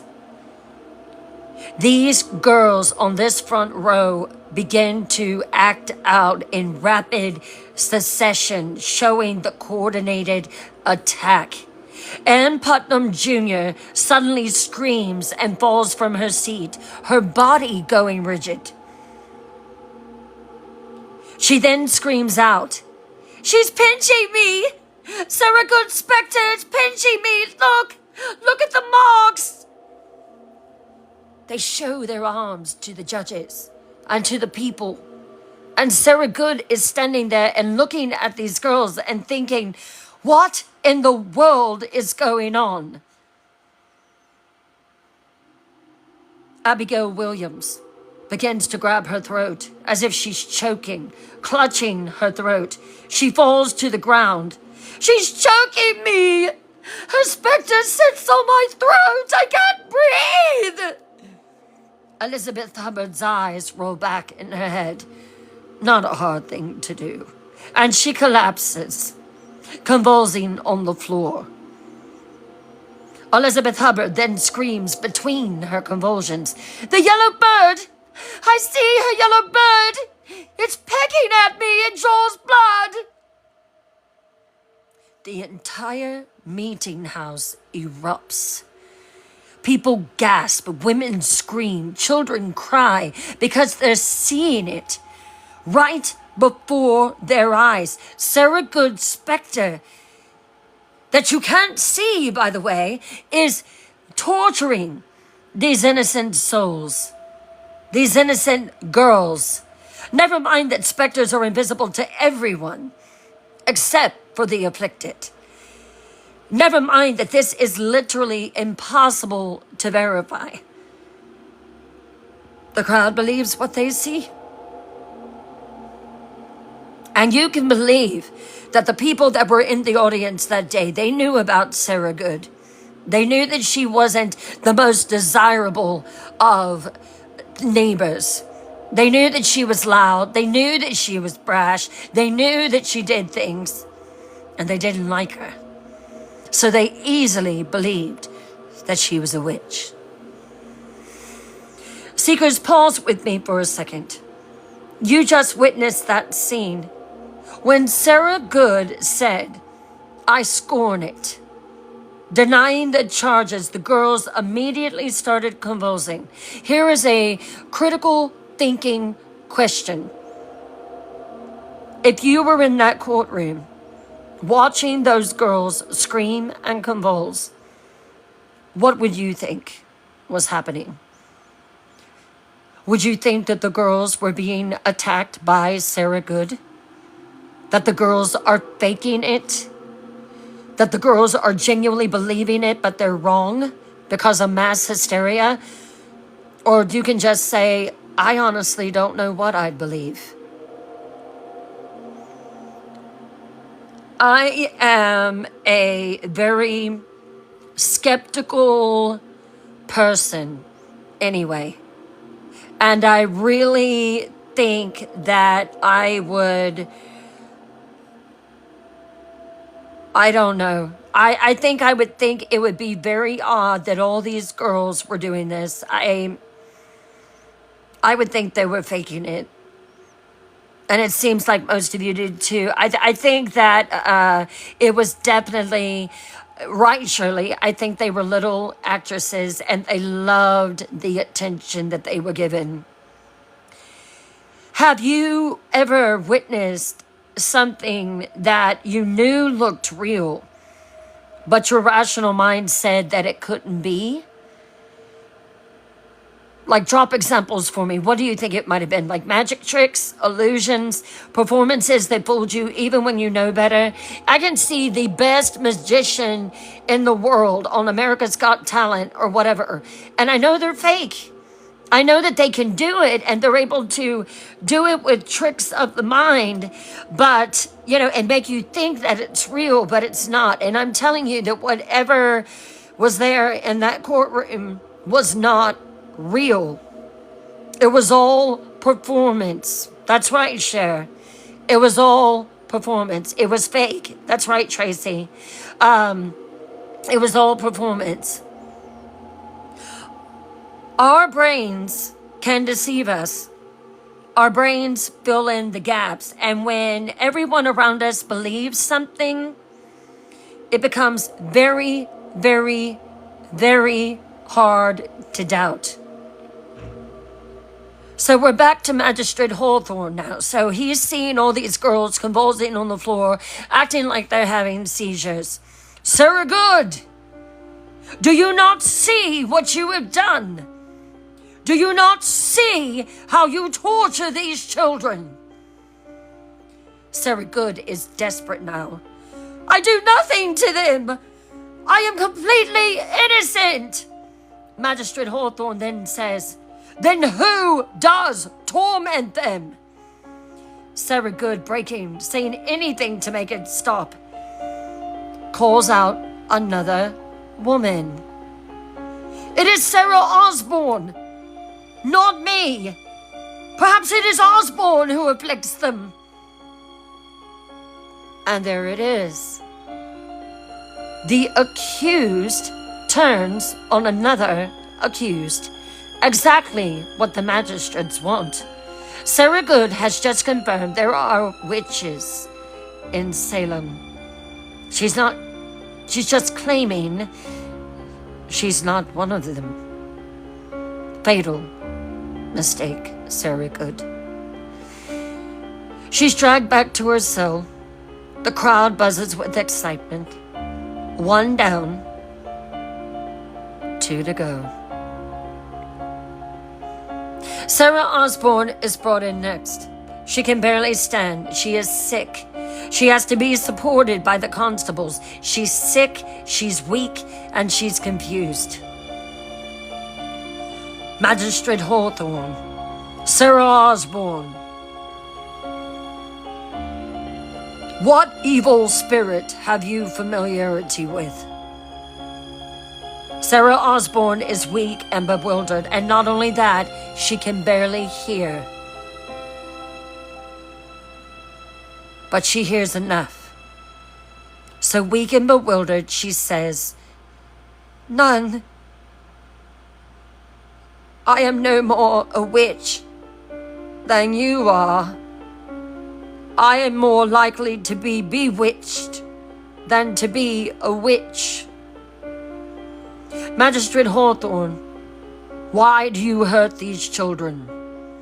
Sarah Osborne responds, "I do not hurt them. I never did such a thing. I was sick in bed these past weeks. How could I hurt these girls?" Magistrate Hawthorne, pressing her harder, "The devil may use your shape without your knowledge. Have you had any strange visions? Unusual dreams?" And here, seekers, Sarah Osborne makes a fatal mistake. She should have been quiet. In her fever and confusion, she tries to explain a nightmare that she had. She thinks it might help her case, but sadly, it doesn't. Sarah Osborne, rambling, trying to explain it. I did have a frightening dream once. A thing appeared to me. It was like an Indian, all black and dark, but it had wings and a face like a woman's, but not a woman. It pinched me and said I should not go to meeting, that I should not go to church. The crowd gasped. An Indian spirit. In the midst of frontier wars with Native Americans, this plays perfectly into their fears. She's just confirmed their worst suspicions. And what happens? The afflicted girls erupt again. They have more violent convulsions. Mercy Lewis begins shrieking, "Her specter! It's here now! The Indian thing! It's attacking us!" Mary Walcott, "She sends it to terrorize us, to rip our flesh!" Betty Paris, the youngest, faints dead away. Whether from genuine fear or performance, we'll never know. Sarah Osborne is removed. She'll die in prison on May the 10th. Never tried, never convicted. Just forgotten. Left to rot in a freezing cell until illness takes her. One more to go. And this examination, seekers, this one will change everything.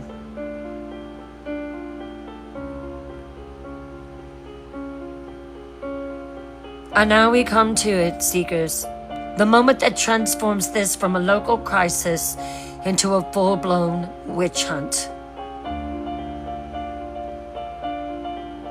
Tituba's confession. Understand this. Tituba has been beaten by Reverend Paris, probably to a bloody pulp. We know this from historical records and her own later testimony. He's demanded that she confess to witchcraft. He's told her exactly what to say. And Tituba, she's a survivor. She's been enslaved, dragged across an ocean, trapped in a frozen Puritan nightmare. She knows how to tell people what they want to hear to survive. So when she's brought before the magistrates on March the 1st, 1692, she gives them the greatest performance of her life. Before I show you what she said, I want you to understand something, Seekers. Tituba has watched 2 women deny everything and get absolutely nowhere. She's terrified. She knows denial leads to the gallows. She's heard it. She's heard the decision. She's heard the judgment. If you were Tituba, what would you do? Deny everything? Tell the truth, hope justice prevails? Confess? Tell them what they want to hear and survive? 1 second.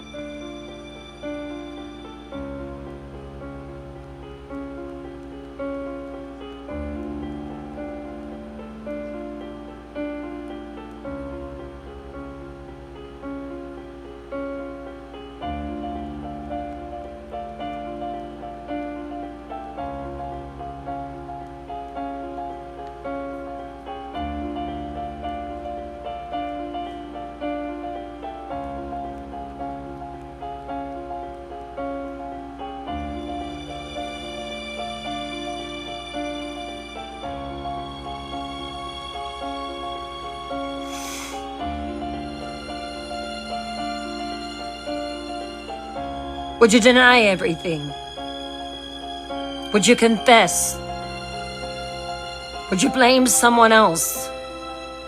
Or would you say nothing?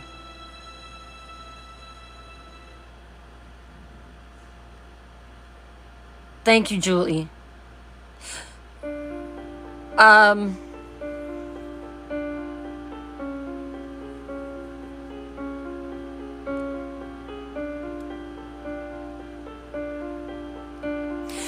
I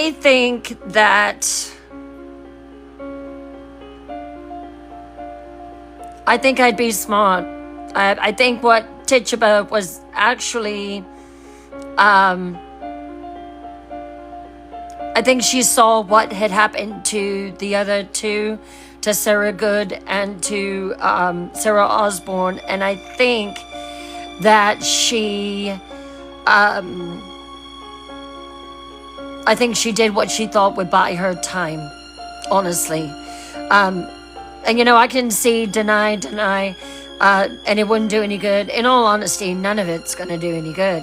But she was trying to at least save her hide for just a few more days. So here's the genius of what Tituba does.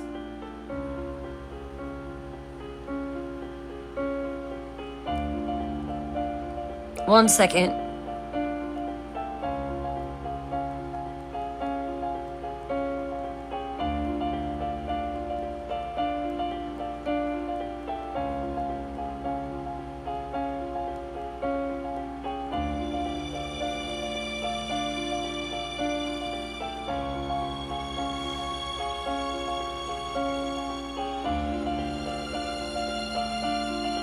She doesn't just confess. She gives them a story. A detailed, terrifying, perfectly calibrated story that confirms every fear they have. Every fear. As I perform her confession, I want you to notice something. Every detail she adds makes the magistrates more excited, not less. She's reading the room. She's giving them exactly what they want. Drop a wow in chat every time Tituba adds a detail that makes you think, oh, she's good at this. Ready? Here we go. Tituba enters the meeting house. Unlike the other two women, she's not defiant. She's submissive. Her head is bowed. She's speaking softly so everyone has to lean in to hear. Magistrate Hawthorne. Tituba, did you ever see the devil? Tituba, quiet, building. Yes, the devil came to me. The room goes dead silent. A confession, an actual confession. Magistrate Hawthorne, urgent and leaning forward. What did the devil look like? Tituba. Sometimes he come as a man. A tall man from Boston, dressed all in black, with white hair. He say I must serve him. Magistrate Hawthorne.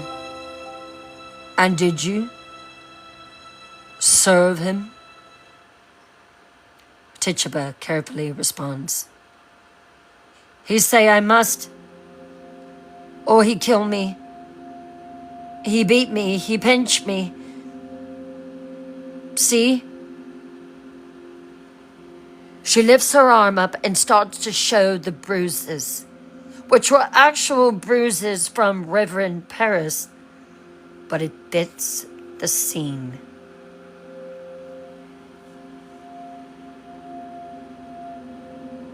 He say, serve me and I give you pretty things. Refuse and I unalive you. I afraid, I say yes. Magistrate Corbin, what did he exactly command you to do? Tituba continues building the story. He say I must hurt the children, Betty and Abigail. I say no. I love Betty. I would never hurt her. But he threatened me. He say he send demons to tear me apart if I don't obey. Brilliant. She's positioned herself as another victim, forced to serve Satan under threat of death. The magistrates are eating this up. Magistrate Hawthorne, what else did you see? Did the devil come alone? Tituba, this is where she really commits. No. There were others. 4 women. Sometimes they hurt the children with me. Magistrate Hawthorne, he's excited. 4? Who were they? Tituba. Sarah Good, Sarah Osborne, and 2 others. I not know their names. They wear hoods. They hide their faces from me. 2 more witches, hidden, anonymous, walking among them right now. The witch hunt just expanded.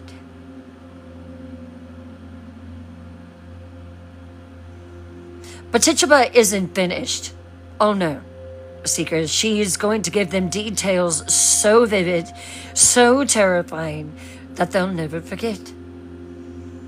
Magistrate Corwin, tell us everything you saw, Tituba. Every detail. Tituba begins to move her arms, her neck. She begins to get into character. The devil, he have creatures, familiars he calls them, animals that serve him. Tituba continues painting the picture.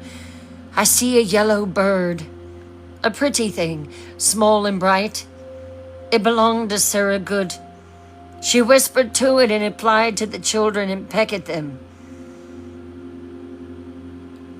And there was a hog, a great black hog with red eyes. It follow Osborne wherever she go.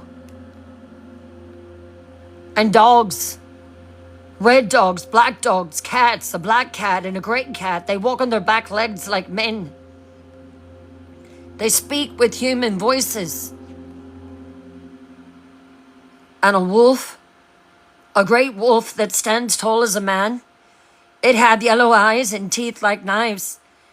It say it want to kill the children and drink their blood. The crowd is transfixed. This is beyond anything that they have ever imagined. An entire demonic zoo serving Salem's witches. But Tituba isn't done. She saves the best or the worst for last.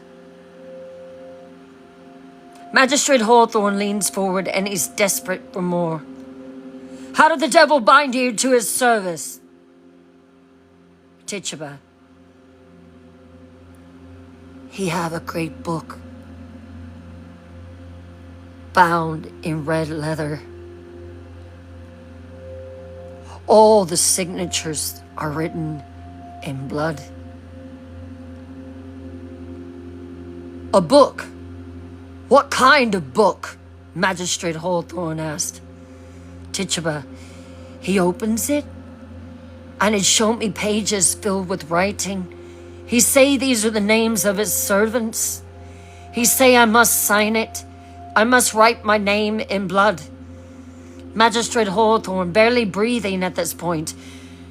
Did you sign it? Tituba, nodding slowly. He cut my finger. He make me sign with my own blood.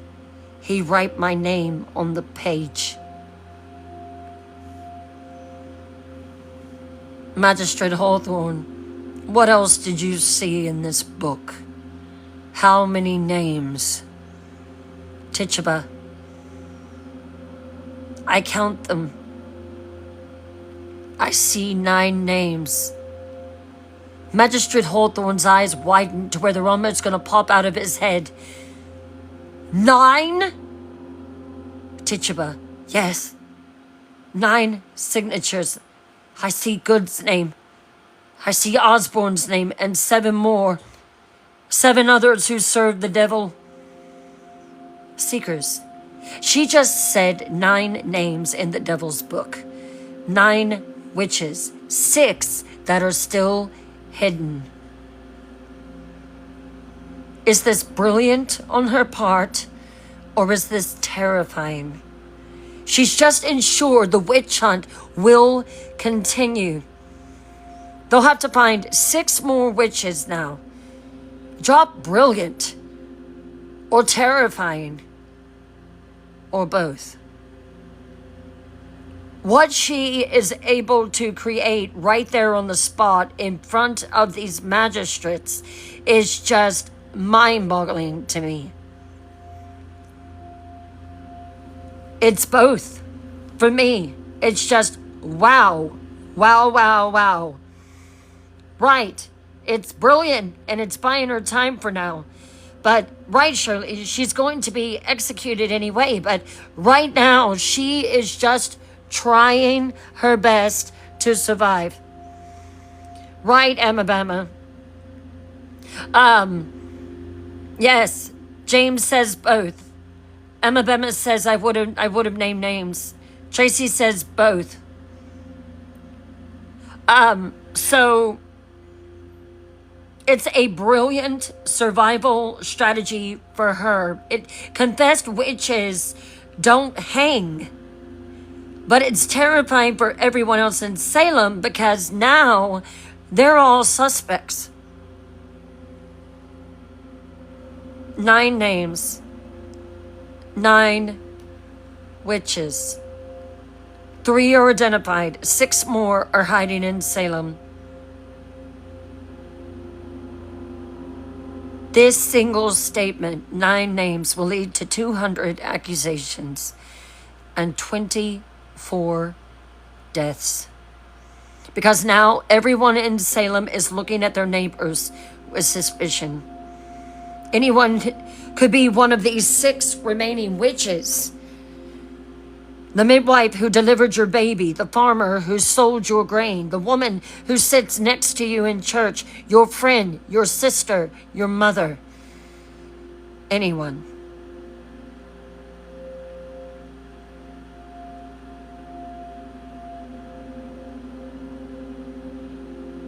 And that is where we're going to end part 1 of the Salem witch trials. I'm having a lot of fun going into detail with you on this. Case number 1 is exciting. Now, tomorrow night, I will be back on Twisted Tales Live for Super Fan Tuesday, Cherry Hill. That's right. I didn't forget. You are most welcome. It is very sad, and it only gets sadder, unfortunately, I'll be honest. But it is so real.